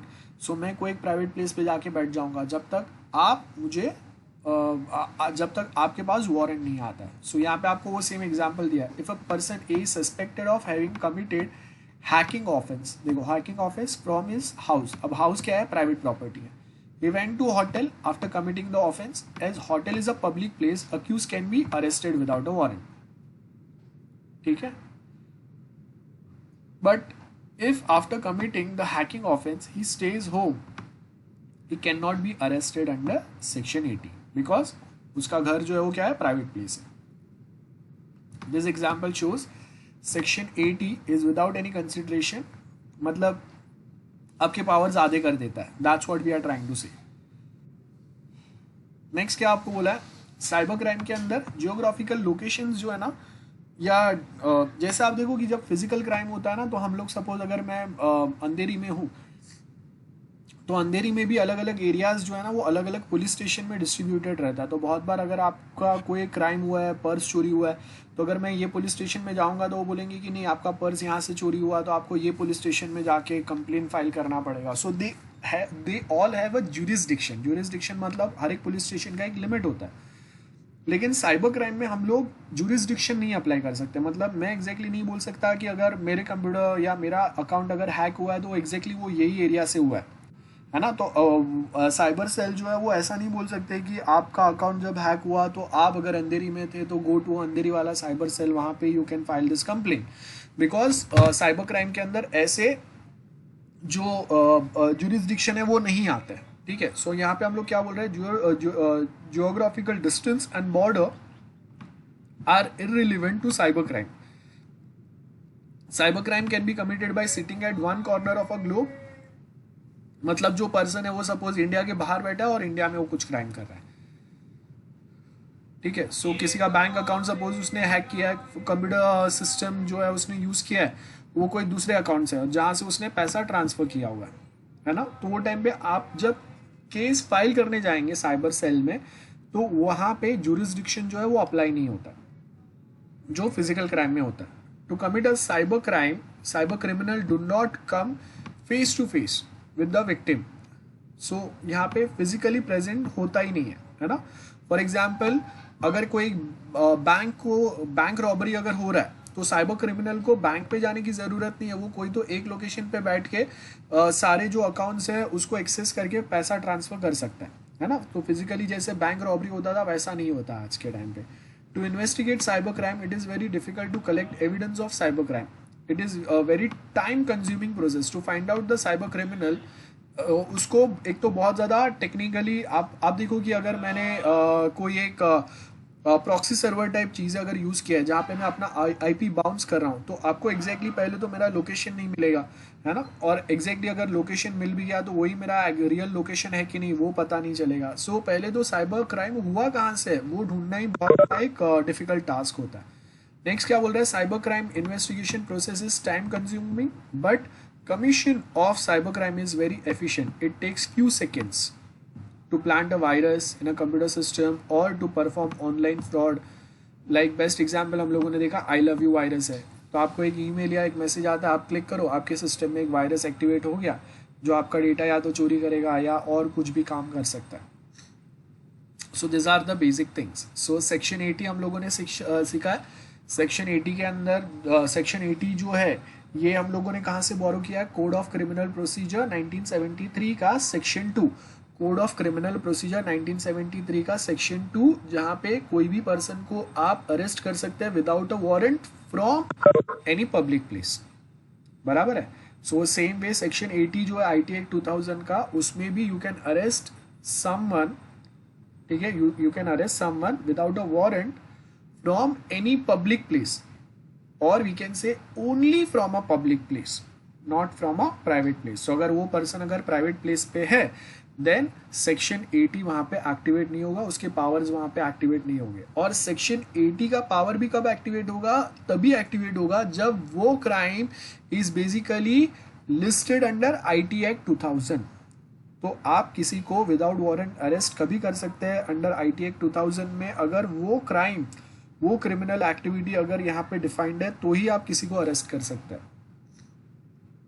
Getting IT act 2000 में हम लोगों ने अलग अलग टाइप के क्राइम्स लिस्ट आउट किए हुए हैं, और आप किसी को अगर अरेस्ट करने जा रहे हैं अंडर सेक्शन 80 विदाउट वारंट, अगर आप किसी को अरेस्ट कर रहे हैं पब्लिक प्लेस से, only from a public place, तो that crime should be listed in IT act 2000। और अगर आप फिजिकल क्राइम के बेस के ऊपर अगर उसको अरेस्ट कर रहे हैं तो वो क्राइम जो है it should be listed under code of criminal procedure 1973, तभी उसका सेक्शन 2 एक्टिवेट होगा और उसके पावर्स जो है वो ऑफिसर को मिलेंगे, बराबर है। तो यहाँ पे हम लोगों ने क्या पढ़ा, सेक्शन 80 के अंदर ऑफिसर कौन से लेवल का होना चाहिए, डीएसपी या उससे बड़े रैंक का पुलिस ऑफिसर होना चाहिए, या फिर गवर्नमेंट ऑफिसर्स रहेंगे, सेंट्रल या स्टेट गवर्नमेंट, और वहाँ पे मेनली उनको पावर्स कहाँ से मिलते हैं, सेंट्रल गवर्नमेंट से पावर्स मिलते हैं, वो ही सेक्शन 80 को यूज कर सकते हैं। And at same point of time section 80 activate भी कब होगा, जब जो पर्सन को आप अरेस्ट करने की ट्राई कर रहे हैं वो पब्लिक प्लेस पे होना चाहिए। और 3 सिचुएशन पे आप उसको अरेस्ट कर सकते हैं, या उसने क्राइम कर लिया है, या कर रहा है, या करने वाला है, तीनों सिचुएशन यहाँ पे इंक्लूड होंगे। और जो भी क्राइम वो कर रहा है, करने वाला है, या कर रहा है, या कर दिया है उसने, वो आईटी एक्ट 2000 के अंदर लिस्टेड होने चाहिए। This are the things. So I hope अभी तक मैंने जो भी कुछ बोला है it is very clear to everyone. Let me know if you have any doubts. Anyone, any doubts? I hope मैं आपको जो भी बता रहा हूँ वो क्लियर है। एवरीवन, सबको क्लियर है? Because this is very first and last time we are studying law type of a subject. तो इसको पढ़ना समझना थोड़ा हम लोग स्टार्टिंग के 2-3 लेक्चर्स तक आपको थोड़ा ऐसा होता है, थोड़ा कंफ्यूजिंग हो सकता है कभी कभी, but I am trying to make it as simple as possible for all of you. Okay, and next important thing, as I said, जो भी लेक्चर्स है ये सारे लेक्चर्स को मैं अपडेट करते जाऊंगा यूट्यूब के ऊपर, इसका रिकॉर्डिंग. तो जो भी काम की चीज़ें, जो भी मैंने अभी कुछ भी बात किया है, जो भी डिस्कशन किया है, उसमें अगर कहीं पे भी आपको कुछ भी डाउट्स है, you can directly just revisit those lectures, you can revise your concepts from there. और उसके बाद भी कुछ डाउट है, अगेन हम लोग लेक्चर में तो मिलने ही वाला है, you can ask here as well. Okay,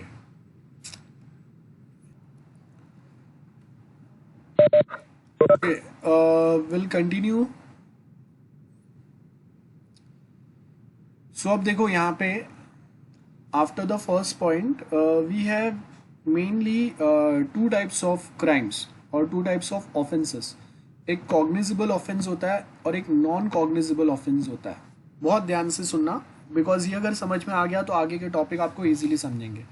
cognizable and non cognizable offence मतलब बहुत सीरियस टाइप के offence and non serious type के ऑफेंस. क्वेश्चंस आपको दिया है, explain cognizable offence, non cognizable offence या डिफरेंस बिटवीन दिस टू. ठीक है, ऐसे 3 टाइप के क्वेश्चन आ सकते हैं, या एमसीक्यूज भी आएंगे तो सिमिलर टाइप के आएंगे. So there are 2 types of offense: cognizable offense, non-cognizable offense. An offense is in which an accused is arrested without a warrant. Remember, बहुत ध्यान से देखो, cognizable offense कौन से रहेंगे? जिसमें कोई एक पर्सन को आप विदाउट वारंट अरेस्ट कर सकते हैं, इसको cognizable offense बोलेंगे. नॉन cognizable offense जहाँ पे विदाउट वारंट आप किसी को अरेस्ट नहीं कर सकते. मतलब जो बहुत सीरियस नेचर के जो ऑफेंसेस होते हैं ना, बहुत सीरियस नेचर के, उसको हम लोग cognizable offense बोलते हैं. एंड नॉन सीरियस नेचर के जो ऑफेंसेस होते हैं उसको हम लोग नॉन कॉग्निजेबल. मतलब अगर प्रॉपर्टी डिस्प्यूट है, 2 पार्टनर्स में झगड़ा हो गया, तो इट डजंट मीन्स कि उसने बहुत बड़ा क्राइम किया. 2 पार्टनर में डिस्प्यूट हो गया, एक पार्टनर ने आके अगर कंप्लेंट फाइल किया, इट डजंट मीन्स कि आप उसका जो पार्टनर है उसको विदाउट वारंट अरेस्ट करेंगे. उसने इतना बड़ा कोई क्रिमिनल एक्टिविटी नहीं किया. सो मेनली कॉग्निजेबल ऑफेंसेस वो एक्टिवेट कब होंगे? Against the criminal, mainly against the criminal, mainly against the criminal offences. और जो सिविल ऑफेंसेस होते हैं, सिविल ऑफेंसेस मतलब बिजनेस में डिस्प्यूट हो गया, प्रॉपर्टी में कहीं पे कुछ मिसअंडरस्टैंडिंग हो गया, किसी का पैसा चेक बाउंस हो गया है, किसी ने लोन लिया है रिटर्न नहीं कर रहा है, ऐसे जो सिविल ऑफेंसेस बोलते हैं इसको, this are not cognizable offence. तो ये टाइम पे आपको अगर किसी को अरेस्ट करना है, you required a warrant to arrest that person. And remember, non cognizable offence are non bailable. Non bailable मतलब जब तक आप क्रिमिनल हो या नहीं हो, I mean till the point it is not proven whether you are guilty और non guilty, आपको बेल नहीं मिल सकता. So cognizable offence are not bailable one. Okay, in cognizable offence police officer has power to arrest N accused without a warrant. But in cognizable offence FIR जो होगा वो जरूरी है. और इसमें हम क्या बोल रहे हैं बेसिकली, कभी कभी ऐसा हो सकता है कि जो ऑफिसर्स है वो अपना दुश्मनी निकालने के लिए भी they might misuse this powers. तो ये हो सकता है कभी कभी कि कोई विक्टिम को वो क्या, मेनली क्या हो सकता है, the victim is only a witness for a prosecution. When a cognizable offence is committed, victim और informant first approach the concern police station which comes with in his jurisdiction office has been committed. तो suppose मैंने कहीं पे जाके FIR file किया and based on this FIR that officer not below the rank of DSP can arrest someone without a warrant from only a public place, not from a private place. ठीक है, उसके आगे देखो यहाँ पे आपको क्या बोला है, section 154 of code of criminal procedure contain the procedure for registration of FIR. तो मतलब आपको FIR अगर लिखना है तो FIR होना ही चाहिए. मतलब विदाउट वारंट आप किसी को अरेस्ट कर सकते हैं, लेकिन ऐसा नहीं है कि आपने खुद के दिल में आपको आया, आपको लगा कि हाँ ये क्रिमिनल हो सकता है, आपने जाके उसको पकड़ लिया. नहीं, there has to be an FIR, first information report. किसी ने तो FIR फाइल किया रहेगा, किसी ने तो FIR लिखा रहेगा. Based on that only police officer gets a power to arrest someone without a warrant. तो वही टाइम पे ये पावर्स जो है वो एक्टिवेट होंगे. तो FIR लिखने का जो मेन प्रोसीजर होता है वो कैसे होता है, अंडर सेक्शन 154 FIR लिखने का प्रोसीजर दिया है कि ओके जो FIR लिखा रहा है उसका आप नाम लिखेंगे, साइन कराएंगे, वो पर्सन एफआईआर जो लिखा रहा है वो जेन्युइन है कि नहीं वो हम लोग कंफर्म करेंगे, ये सारी चीज़ें होंगी। तो section 154 of code of criminal procedure, ये याद रखना कौन से सेक्शंस हम लोग कौन से टर्म के अंदर डिस्कस कर रहे हैं, थोड़े बहुत ये काम के होंगे आपके। तो अगर आप एफआईआर लिखा रहे हैं, एफआईआर कम्स अंडर सेक्शन 154। सो क्या क्या इंफॉर्मेशन आपको देना पड़ेगा अंडर अ कॉग्निजिबल ऑफेंस, मतलब आप ऑफिसर कौन से बेसिस पे डिफाइन करेगा कि वो कोई एक ऑफेंस जो है वो कॉग्निजिबल ऑफेंस है। आप देखो crime against women is a cognizable offence, like dowry case cognizable offence है। नॉन बेलेबल केस में जो इन लॉज रहते हैं वो अंदर जाता है, ठीक है। डाउरी केस है या फिर वुमेन हरेसमेंट केस है, फिजिकल हरेस्ट हो रहा है या ऐसा कुछ भी है, तो वो टाइम पे those consider as a cognizable case, cognizable and non bailable. Cognizable मतलब विदाउट वारंट अरेस्ट कर सकते हैं और एक बार अरेस्ट होने के बाद में बेल नहीं मिलता है, ये याद रखो। तो cognizable offence are non bailable and non cognizable are bailable. Opposite याद रखो, cognizable non bailable, cognizable non bailable and non cognizable bailable offence. मतलब आप किसी को वारंट के साथ में अरेस्ट कर सकते हैं लेकिन वो बेल पे बाहर आ सकता है, केस चलते रहेगा, अगर उसके बाद में उसको पनिशमेंट होता है तो जो भी पनिशमेंट है उतने टाइम के लिए वो जेल में जाएगा, ठीक है। जैसे आप देखो कि कोई संजय दत्त है, उसका जो क्राइम था दैट वाज कॉग्निजिबल ऑफेंस, लेकिन बाद में वो चेंज हो के कुछ चेंजेस हो गया, वो बात अलग है, ठीक है। बॉम्ब ब्लास्ट कराना, टेररिस्ट को हेल्प करना या घर में वेपन रखना, that is a cognizable offence. So every information relating to commission of cognizable offence if given orally to an officer in charge of a police. तो आप ओरली नहीं बोल सकते, आप जाके ऐसा नहीं बोल सकते, लेकिन वो ओरली आपने जो बोला है shall be reduce to writing by him or under his direction. तो वो ओरली कुछ बोलेगा, आप सुन के किसी को अरेस्ट नहीं करोगे। वो ओरली जो बोल रहा है आप उसको या तो लिखने बोलेंगे, या अगर वो लिख नहीं सकता है तो आपका कोई एक ऑफिसर इंचार्ज जो है वो जो भी ओरली बोल रहा है उसको वो लिखेगा। लिखने के बाद में उसका या तो अगर वो लिटरेट पर्सन नहीं है तो उसका थंब इम्प्रेशन होगा या उसका साइन होगा उसके नीचे, दैट्स एन एफआईआर, ठीक है। राइटिंग और reduce a writing and shall be sign. Now देखो यहाँ पे शेल लिखा है, मतलब कंपलसरी या तो उसका साइन होना चाहिए या उसका थंब प्रिंट होना चाहिए, अंगूठा लगना चाहिए उस पर। And substance thereof shall be entered in a box, shall be entered in a FIR book. तो एफआईआर बुक जो आपको गवर्नमेंट के साइड से मिलेगा उसमें आपको कंपलसरी ये रजिस्टर करना पड़ेगा, ठीक है। और उसी के बाद में वो ऑफिसर के पास सेक्शन 80 के पावर्स या फिर अरेस्टिंग विदाउट वारंट के पावर्स जो है वो एक्टिवेट होते हैं। और copy of information as recorded under sub section shall. अब देखो यहाँ पे सब जगह पे शेल आ रहा है, मतलब कंपलसरी आपको वो ऑफिसर को ये करना ही पड़ेगा। Shall be given forthwith the free cost to किसको, जिसने इंफॉर्मेशन दिया है, जिसने एफआईआर लिखा है उसको। Any person aggrieved. Now remember FIR का मतलब ये नहीं कि मेरे ऊपर क्राइम हुआ है तो ही मैं एफआईआर लिखाऊंगा। अगर मुझे लगता है कि चाइल्ड पोर्नोग्राफी चल रहा है तो आई can go and file FIR against those persons जहाँ पे मेरा कोई लेना देना नहीं है उसके साथ, बट आई थिंक कि सोसाइटी में वो गलत हो रहा है एंड दैट्स वाई मैं जाके वहाँ पे कंप्लेंट फाइल कर सकता हूँ। मुझे लगता है कि मेरे सोसाइटी में आके कोई टेररिस्ट रह रहा है जो सोसाइटी को हार्म कर सकते हैं, so I can go and file FIR against them, ठीक है।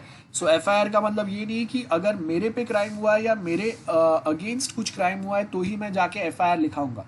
एफआईआर लिखाने का बहुत सिंपल मतलब ये है कि मुझे अगर लगता है कि कहीं पे ये अगर रॉन्ग हो रहा है, I can go and provide a information, first information report. First information मतलब I can go and report और I can inform the officers और the authorities about some crime happening near और बिसाइड्स मी।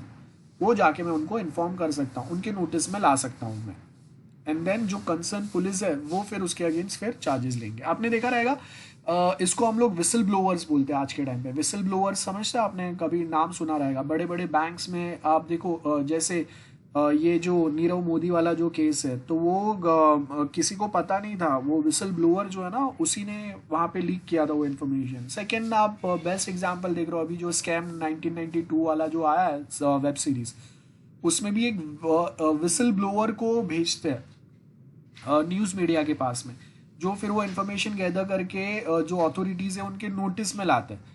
तो जो whistle blower था उसका कुछ लेना देना ही नहीं था जो क्राइम हो रहा था उसके साथ में, उसको कोई फ़र्क ही नहीं पड़ रहा था वो हो ना हो, बट वो या तो किसी ने अपने बेनिफिट के लिए उसको भेजा है या ही थिंक्स जो कुछ हो रहा है वो रॉन्ग हो रहा है, तो इसके लिए वो वहाँ पे गया और उसने वो जो भी इंफॉर्मेशन है वो किसी के नोटिस में ला के दिया, एंड देन ऑफिसर्स या जो भी कोई है वो फिर उसके ऊपर काम करेंगे, वो और आगे अथॉरिटी को इन्वेस्टिगेट करके बताएंगे और उसके बाद में वो केस सेम चलते रहता है। सो ऐसे लोगों को हम लोग विसल ब्लोअर्स बोलते हैं, जो जाके पुलिस को इन्फॉर्म करेंगे कि something something of this kind of activities happening inside this institution या ऑर्गेनाइजेशन। ठीक है, सो इसको विसल ब्लोअर्स बोलते हैं। और एग्जैक्टली सेम वे यहाँ पे भी कोई एफआईआर जो फाइल कर रहा है, इट इज़ नॉट कंपलसरी कि वो पर्सन के ऊपर ही क्राइम अटेम्प्ट हुआ है। इट माइट पॉसिबल उसने देखा है किसी दूसरे के ऊपर क्राइम अटेम्प्ट होते हुए। ओके, सो सेक्शन 154 वाला जो टॉपिक है ये थोड़ा बड़ा है।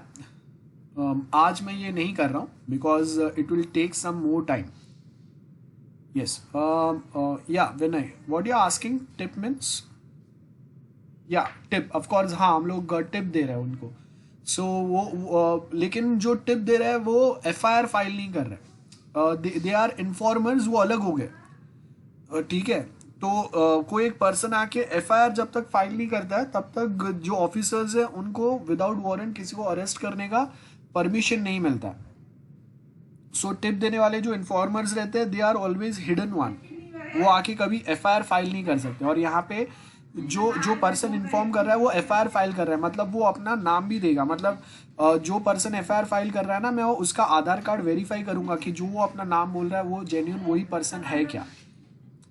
ठीक है, सो आई होप आज जो भी मैंने कुछ सिखाया आपको बेसिक वो क्लियर है सबको। यस, कल का हम लोगों का सेकेंड लेक्चर होगा जिसमें सेक्शन 154 के जो पॉइंट्स है वो हम लोग डिस्कस करेंगे। आज का लेक्चर अपडेट हो जाएगा। I just provide you link quickly, just give me a minute. This link, इसके आगे के जो भी लेक्चर्स हम लोग के होंगे थ्रू आउट दिस सेमेस्टर वो सारे आपको यहाँ पे मिलेंगे। And not just cyber law के, मैं बाकी के भी जो सब्जेक्ट्स पढ़ाता हूँ इन डिफरेंट कॉलेजेस वो सारे मैं यहाँ पे अपडेट करता हूँ, तो आप यहाँ से देख सकते हो। ठीक है, सो टाइम टू टाइम आपके अगर आप कोई लेक्चर्स मिस करते हो, आज आपने लेट ज्वाइन किया है, आई नो आज 1 जैन है, आज बहुत मेहनत लगता है आज ज्वाइन करने के लिए। न्यू ईयर्स वैसे भी कल ज़्यादा न्यू ईयर पार्टी नहीं था, इसके लिए वो ठीक है, बट फिर भी अगर आप कभी भी अगर लेक्चर ना करते हो, आपको एग्ज़ाम के पहले रिवाइज करना है। जो भी लेक्चर्स हम लोग के होते हैं वो सबका रिकॉर्डिंग जो है वो आपको यहाँ पे मिल जाएगा। जो भी कुछ हम लोगों ने डिस्कस किया है वो टू द पॉइंट आपको सब यहाँ पे मिलेगा। Okay, so